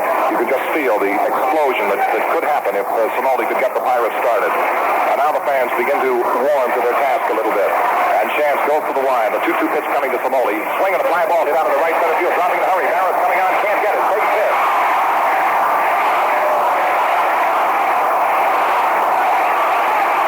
Pinch hitter Gino Cimoli is delivered with a base knock in right center. End of the batting order, Bill Verdon. And now Ford Field becomes a little more lively as these Pirate fans try to get into the game with their ball club. Verdon this afternoon has flied to left, has singled to right center to drive in 2 runs, has grounded out to second base. 1 for 3.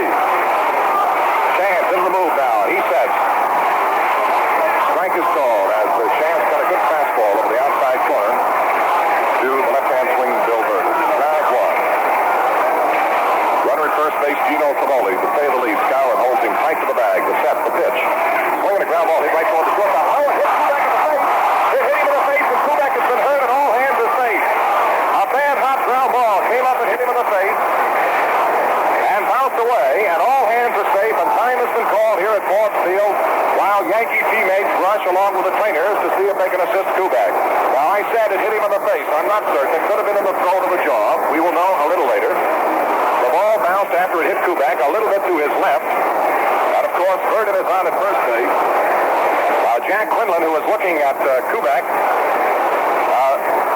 through field glasses, informs that the ball apparently hit Kubek on the Adam's apple. Kubek now sitting up and being administered to by the Yankee trainer. Verdon is safe. Second goes Cimoli.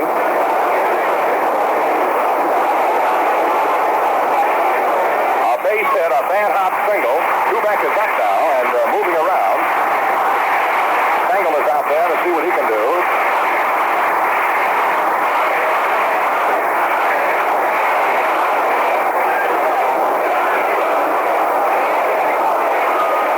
Trainer Gus Mock from the dugout like a splinter the minute Kubek hit the ground.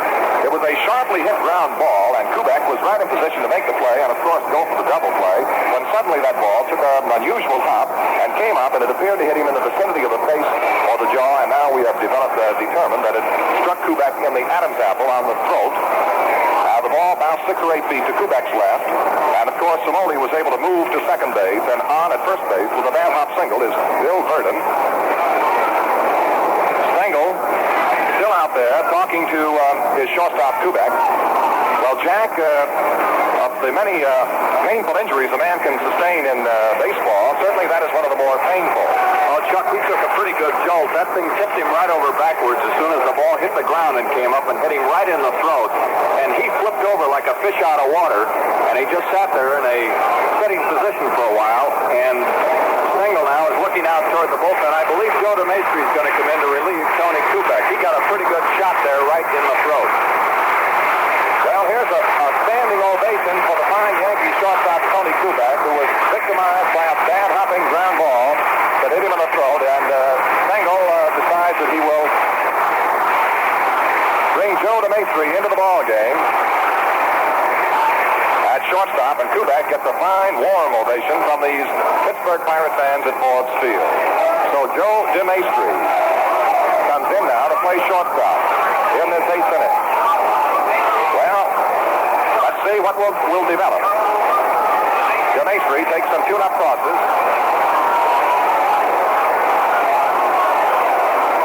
As things stand right now, of course, this is Bobby Chance's ball game. He has never won a World Series game. He has been charged with one defeat in 1957. And now the Pirates, with none out, have runners at first and second base. And Dick Grote will be the batter. The score, the Yankees 7 and the Pirates 4. And the Pirates, well, the tying run is represented by the batter, Dick Grote. DeMaestri is now the Yankee shortstop, so the Yankee infield has Boyer third, DeMaestri short, Richardson second, and Scoured at first. Pirate runners at first base, Bill Verdon. At second base, Gino Simone. The batter is Dick Grote. Stands up on the mound, looks down at Blanchard to pick up the sign, and here we go again. He sets, and the first pitch to Grote is a strike over the inside corner of the letter. Grote was all cranked up on that pitch, and then at the last moment snapped the hands back inside and took it. One strike. Edging up into the corner of the coaching box at third, looking out there to check on Simone. Mickey Vernon eagle-eyeing the moves of Bill Verdon at first base, of course, guarding against the moves of Bob Chance. Skowron backs off the bag at first. Now the one-strike pitch to Grote. It's inside in the ball. One ball, one strike.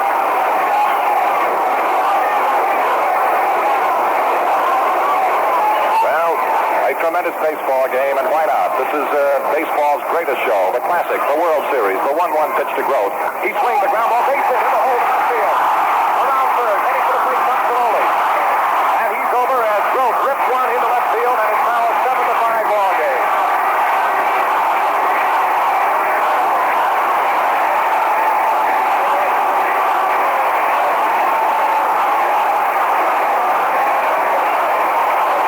The Pirate fans at Ford Field are on their feet.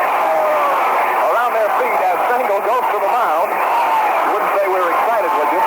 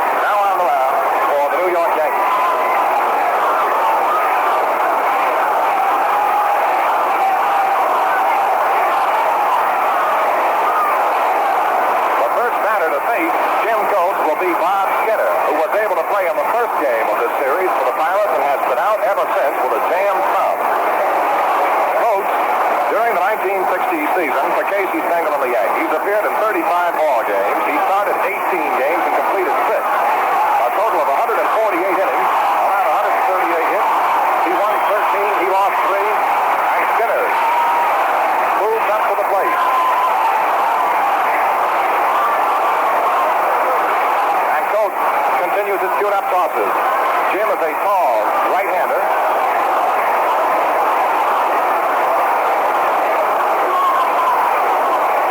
Who makes his home in Village, Virginia. 6'4", 195 pounds.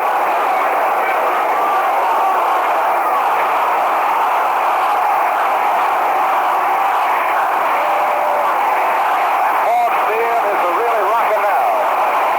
With Skinner facing the right-handed reliever Jim Coates. And Pirate runners at first and second base. None out in the inning, 1 run in. It's the Yankees 7, and now the Pirates 5. And here is Bob Skinner, who walked and then bounced out to the first baseman, the pitcher covering and fly to right. He bunts, third base side. It's going to be a beauty, moving both runners up. Hoyer comes in to field the bunt and throws to first in time to get Skinner. The sacrifice bunt sends Burden down to third base, strode over to second base. The tying runs are in scoring position, and Rocky Nelson is coming to the plate.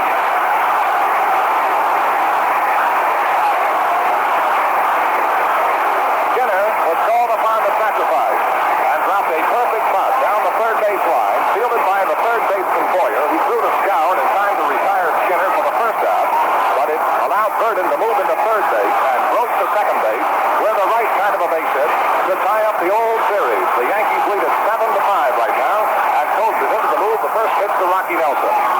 Inside low and a good save by the Yankee catcher, Lambert. Coates sent the left-hand hitting Nelson a hooking ball, breaking it down and in right at the shoot-off, and Rocky had to really scramble to get out of the way. Terry is throwing down in the Yankee bullpen along with Luis Arroyo. 1 ball, no strikes to Nelson. Left-hand batting, Pirate first baseman. Runners at second and third, 1 out. The move by Coates. The pitch to Nelson. He swings and it's a top fly out to shallow right field. Coming in his Maris, a little deeper than I thought. Banging up is Burden. The catch by Maris, and Burden makes a false start and then backs off. And no wonder, a perfect throw from right fielder Roger Maris. Nelson did a fly ball into semi-deep right field, not nearly deep enough to allow Burden to come on. And with 2 down now, and Pirate runners holding second and third, that drops the situation squarely in the lap of Roberto Clemente, who this afternoon is looking for his first hit of this afternoon. He has delivered on 8 occasions prior to this afternoon. All of his hits have been singles. He has knocked in 2 runs in the 60 series for Pittsburgh. Right-handed batter. Stepping in against the right-hand tossers of Jim Coates, who just got Nelson on a fly ball to right fielder Roger Maris. There are 2 out now, and runners at second and third. Coates into the move. The first pitch coming down to Clemente. Here it is. Swinging a high foul ball out of play up over the roof. Strike 1. Clemente appeared to be a little anxious on that one. Right up around the peak of the cap, and he ripped at it and fouled it away, and that brought Stengel charged out of that dugout again. Stengel startled all of the newspapermen the other day when he was asked before yesterday's game, what about Bob Friend? And Stengel said, I wish they'd have fired him back in June. And everybody said, what? How come? Stengel said, well, I'd have had him. 1 strike to Clemente. Blanchard joined Stengel for that brief conflict on the mound. 1 strike to Roberto Clemente. Pirate runners are hanging on the hassocks. Down at third base, Bill Burden. Out at second base, Dick Grove. 2 out in the Pirate half of the 8th inning. The Yankees lead the ball game 7-5. And the Pirates, with a good opportunity, staring them in the face now, trying to capitalize on things. Coates looks down to Blanchard for the side. Into the move. The 6'4" right-hander starts to wind. And the 1 strike pitch to Clemente. Swinging another foul ball up over the roof and out of play. Strike 2 to Clemente. And again, that pitch appeared to be right up around the peak of the cap. Of course, we're sitting up on the mezzanine level at Force Field. But Clemente is classified among the bad ball hitters of baseball. He'll pick a lot of those high pitches, low pitches, and ram them somewhere for base knocks. Now a 2-strike pitch coming down to Clemente. Coates into the move. The Yankee right-hander brings the arm down. Here's the pitch to Clemente. He swings at the ground foul, trickles down the first base side, and the count is 2 strikes. And that broke the bat, and Clemente switched and grabbed the barrel end of the bat and then snapped the handle of the bat right off as he, in exasperation, broke it on his way to the dugout. 2 strikes to the right fielder, Roberto Clemente. Clemente hit .314 on the season for the Pirates, knocked in 94 runs. He's got a couple of ducks on the pond right now that he'd dearly love to knock in. But time tying runs are out there on base for the Pirates with 2 outs in the last half of the 8th inning. Verdon, the runner at third base. Groth, the runner at second base. A count of 2 strikes to right-hand batting Clemente. And the Yankee right-hander Coates into the move. The pitch coming to Clemente. It's low and outside, a ball, 1-2.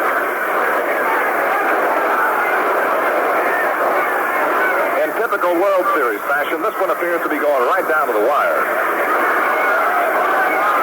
Now Blanchard pumping out the sign to Coates, who wigwags with that glove just a little bit. He wants to see that sign again. Now Coates is into the move, the 1-2 to Clemente. He swings a ground ball, slowly hit off the first base side, charging it down. He makes the pickup, there's no play, and the run scores.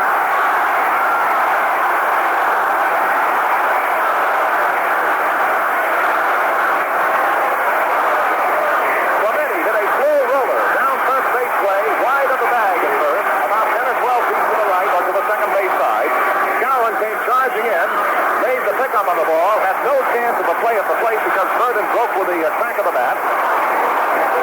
And then realized that he couldn't get over there in time to get Clemente at first base, so the infield hit by Clemente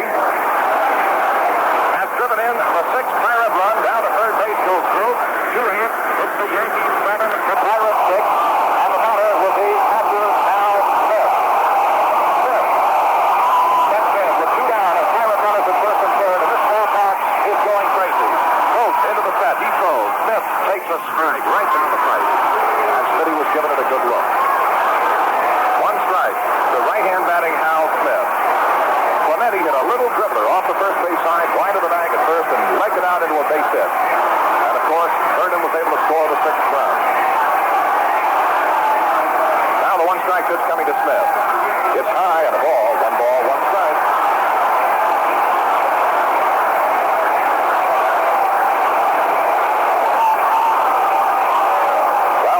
Opportunity in this ball game, in this inning, came about on a bad hop that hit Kubek in the throat and knocked him out of the ball game. Now the 1-1 pitch coming down to Hal Smith. Here it is. Swing and a miss. Strike 2, and he really pulled the trigger. 1 ball, 2 strikes to Hal Smith, who gave it the big ripple, the Sunday punch, and couldn't find it. The tying run is at third base in the person of Dick Groth. The go-ahead run is out there at first in the person of Roberto Clemente. And now the set. The 1-2 pitch coming to Hal Smith. Coates throws. He started a swing and held back and is taken high for a ball. A check swing and a ball 2. 2-2 now. And for just a split second, every move of the Pirate dugout came to a stop on that call up there at the plate. It was a high pitch and Smith held back on the swing. So the count is 2-2. And Coates into the stretch. He said, and the 2-2 to Smith. He swings a long fly ball. He's to left field. I don't know. It might go out of here. It is going.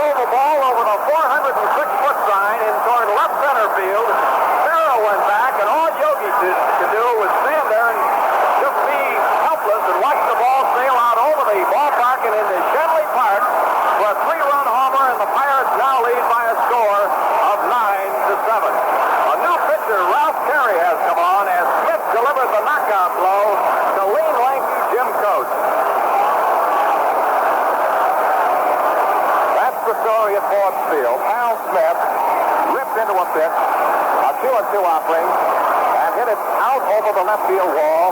As the Pirates players would tell you, Smith hit one far out into the afternoon. Over the 406-foot sign to score Gross with a tying run, Clemente with the 8th run, and himself with the 9th run. And when Smith got to the dugout, it's a wonder he can stand up. He received, as you could well expect, a tremendous pummeling and back-thumping from the excited Pittsburgh Pirates, and the noise here at Ford Field still has not died down. Cherry has come on in relief of Coach. Coach has worked 2/3 of an inning, has allowed 2 base hits and 2 runs. Didn't strike anybody out, didn't walk anybody, and now Ralph Cherry faces Don Hope. 2 out, none on, and the Pirates have bounced back and lead 9-7. The pitch is a ball outside high.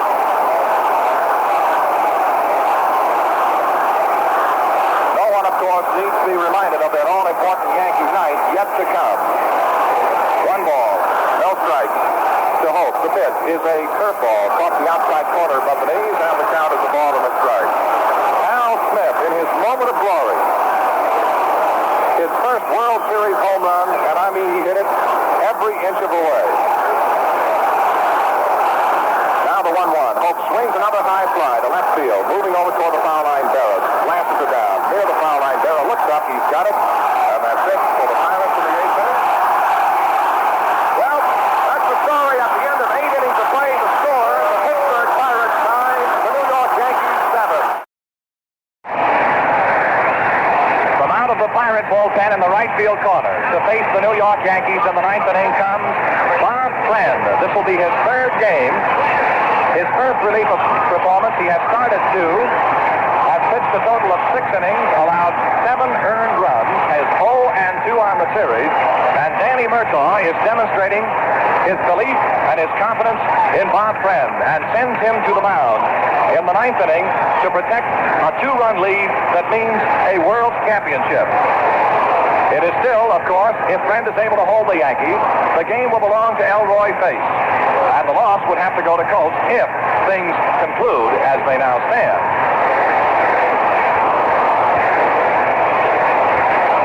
In the 9th inning, for the Yankees, it will be Bobby Richardson to lead off against Bob Friend.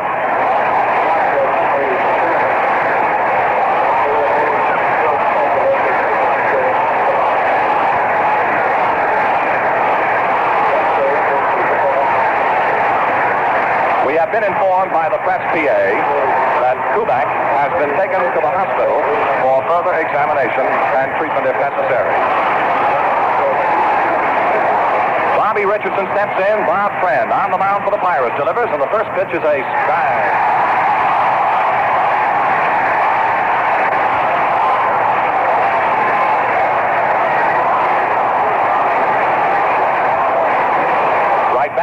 Swing and a fly ball to shallow left center. It may drop in, and it does drop in for the base hit. Richardson opens the Yankee half of the 9th inning with a looping single to shallow left center. And the Yankees move right back. And out of the Yankee dugout on the 3rd base side comes the former Pittsburgh Pirate, who incidentally holds the Pirate record for home runs hit by a left-handed batting first baseman, 27. Dale Long is coming on now. This will be his 2nd at-bat in the series. That's just a hit. And in the Yankee season, in a total of 26 ball games, Dale Long hit for a total of 366 with 3 home runs and 10 runs batted in. Dale Long is batting now for DeMaestri. A power hitter, a left-handed batter, and he can reach that right field barrier here in Forbes Field with any one swing. Now the lead by Richardson. The set, the pitch by Friend is swung on, and foul ball is going to be out of play. Strike 1.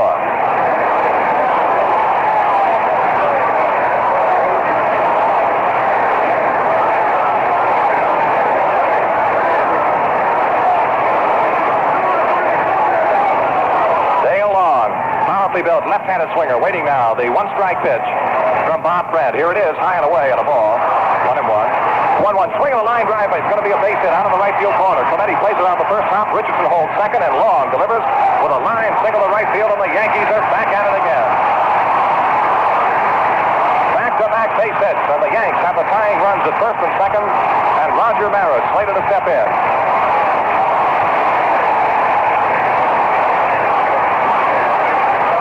In the Pirate bullpen in the right field corner, Harvey Haddix and Vinegar Ben Mizell are warming.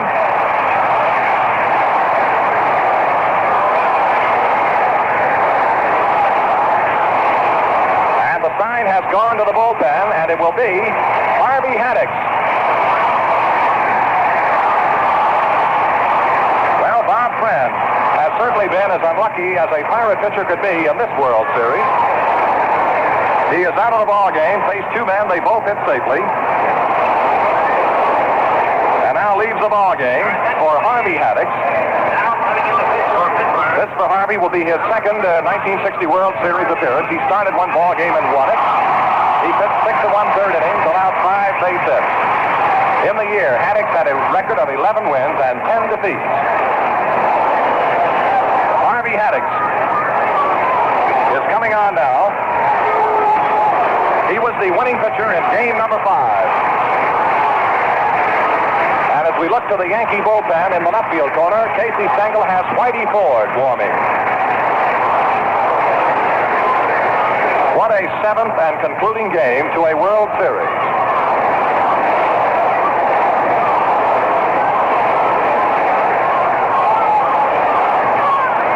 Harvey Haddix up on the mound, and the first batter to face him will be Roger Maris, Mickey Mantle, and Yogi Berra in that order.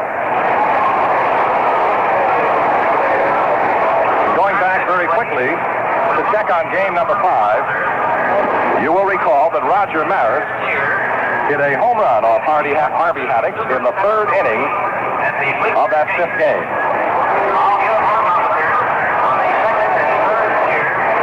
Completing his tune-up tosses. And the Yankees have demonstrated once again that power that brought them along to their American League pennant, that saw them sweep 15 at the end of the year and win. And now here in the 9th inning with the Pirates out in front by a score of 9-7, virtue of a tremendously exciting 3-run home run by Pirate catcher Hal Smith. Suddenly see that lead in danger again. And Harv Haddix has been called upon by Danny Murtaugh to see if he can stop the rampaging Yankees in the top of the 9th. He was Haddix, one of the principal actor in one of baseball's most exciting episodes, May 26, 1959 in Milwaukee, but 12 innings. This is the fellow who set the Braves down in order, only to lose the perfect game, a no-hitter, and the contest itself 1-0 in the 13th inning on an error, an intentional walk, and a base hit. Well, here is Haddix. In an equally dramatic situation, with Long at first base and Richardson at second base. Maris steps in against Harvey Haddix. None out in the top half of the 9th inning. Haddix throws low, ball 1.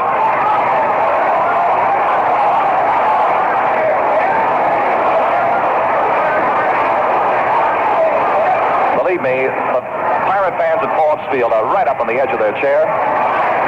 The Yankees have the tying runs on first and second base with none out, and a count of 1 ball, no strikes to Roger Maris. Haddix, all ready to go. He throws, swinging a high pop-up, right behind the plate. Hal Smith is moving over under it. He's got a lot of room and a lot of time. He's got it.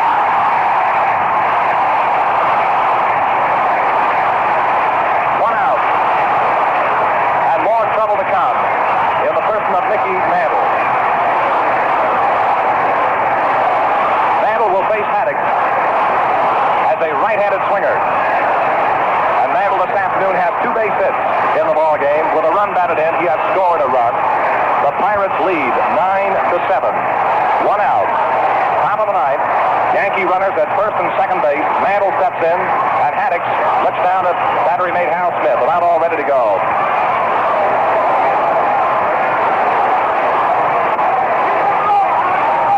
Now into the abbreviated stretch. He sets, and the first pitch to Mantle is down low, ball 1.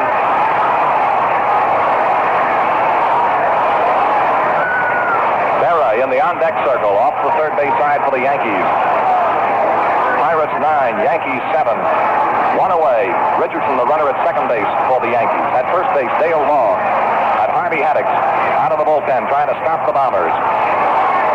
The little left-hander into the abbreviated stretch again. He kicks and throws, and Mantle swings, and there's a line drive base hit out into the right field alley. Chasing the ball down to Clemente. Around third, heading for the plate comes Richardson. Clemente bobbled the ball around. Down to third base goes Long. And Richardson scores the Yankees' 8th run. Mantle has singled his third hit of the afternoon.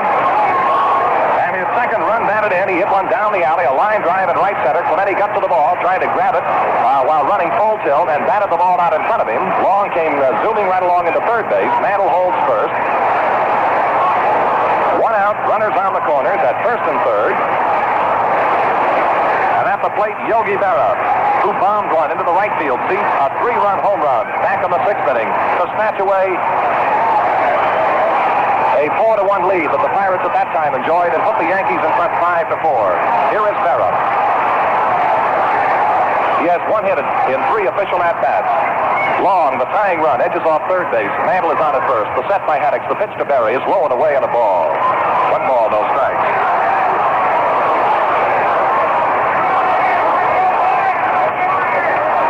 Feet away here on the top of the 9th inning is the tying run.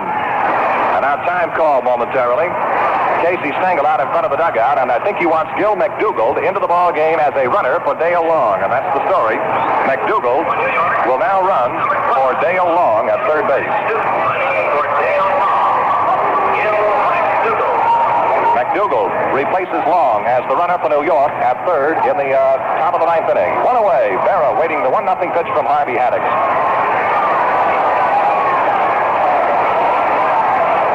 The runner at first base. The Pirates 9, the Yankees 8, and the pitch coming down to Berra is outside, low for a ball. 2-0 now.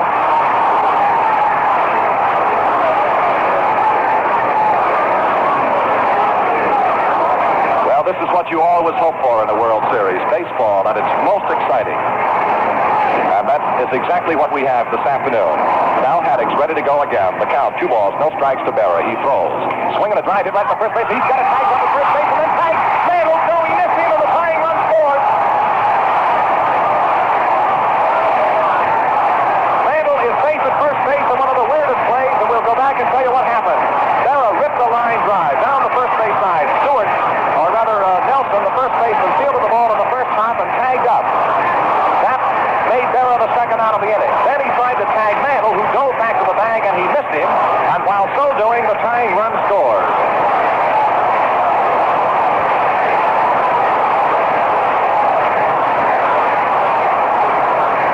A line drive caught by Nelson. And he tried to tag Mantle coming back in to double him up to end the ball game and missed the tag. And now here is Skowron. Down low, ball 1.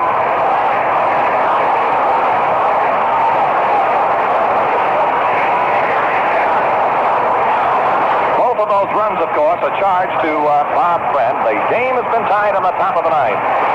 2 out. Mantle still that runner at first base. And the pitch to Skowron. Swinging a ground ball up the third base side. Going hard to his right. Grove has it. Throws to second. They force Mantle coming in for the final out. But the Yankees rampage back with 2 runs on 3 hits. No errors and a man left. And the score at the end of 8 1/2 innings of play, it's the New York Yankees 9 and the Pittsburgh Pirates 9. The last half of the 9th inning. Changes made by the Yankees. McDougald goes to third base. Cletus Boyer moves over to play shortstop.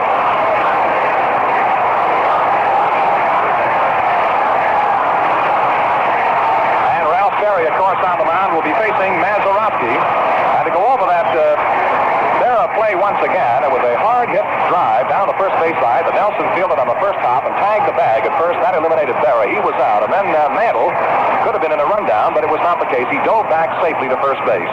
Here's a ball 1, too high down to Mazarovski. And the Yankees have tied the game in the top of the 9th inning. Well, a little while ago when we mentioned that this one in typical fashion was going right to the wire, little did we know.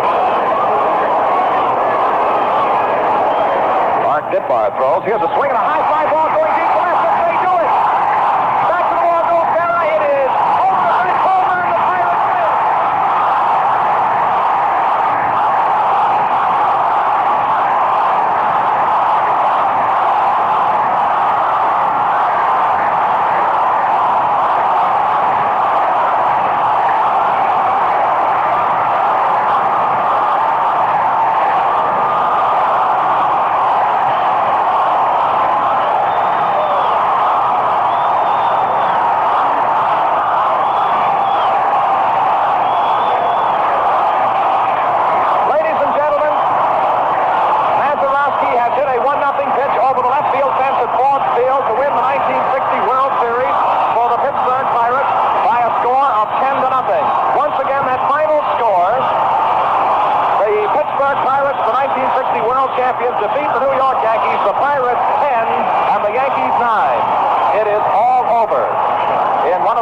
dramatic finishes on history. Bill Mazarovski has hit his second World Series home run over the left field barrier 406 feet away, and the Pirates are the 1960 World Champions of baseball. And Jack, you could employ a lot of script writers and pay a lot of money, but try and write a better finish to a ball game or a more exciting one. Chuck, from the very first pitch down here to the last one, which Mazarovski hit over the 406 sign to win it and make the Pirates world champions, this ball game was filled with drama, excitement. It had everything, and the Pirates are the world champions of 1960.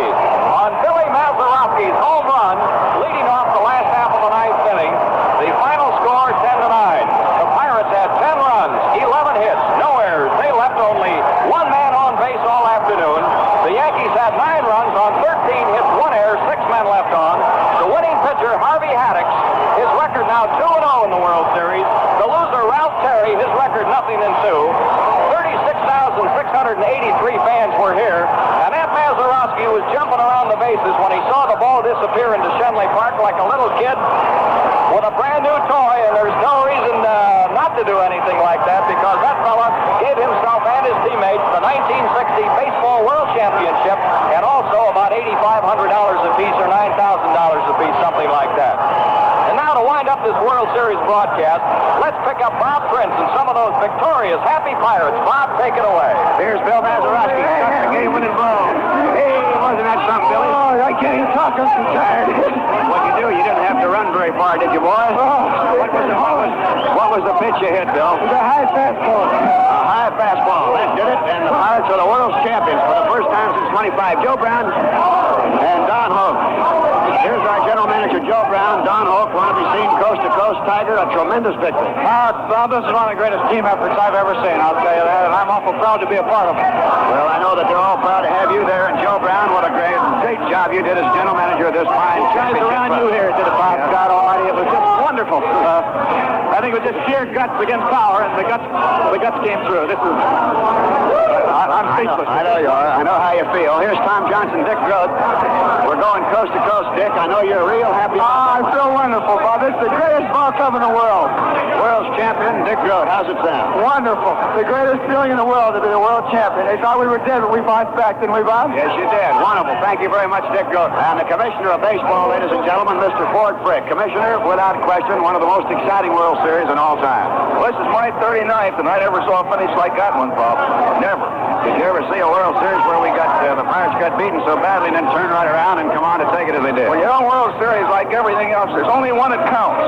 That's that last run that wins the final game. Well, there was a thriller, and Commissioner Frick, thank you very That much. was terrific. It was a terrific series, well played, and beautifully handled, I thought. Thank you, Commissioner Ford Frick. Here's Rocky Nelson, one of the stars in our ball game. Rocky, I know how delighted you are to be a member of the World Champion Pirates. Pretty wonderful, Bob. You can't beat it, I'll tell you, when you're on top. We just finished a great year, that's all. It was a team effort. It was a team effort today. Everybody hit the ball. All right, Rocky, thank you. Here's Danny Murtaugh. You Irishman, you did it. By golly, Bob, what a finish. But we've been doing that all year, and I think the fans are looking forward to it. Well, thank you very much, Dan, Don Galbraith. And I'll just say thank you to everybody. I hope you fans have enjoyed hearing from these very happy world champion Pittsburgh Pirates.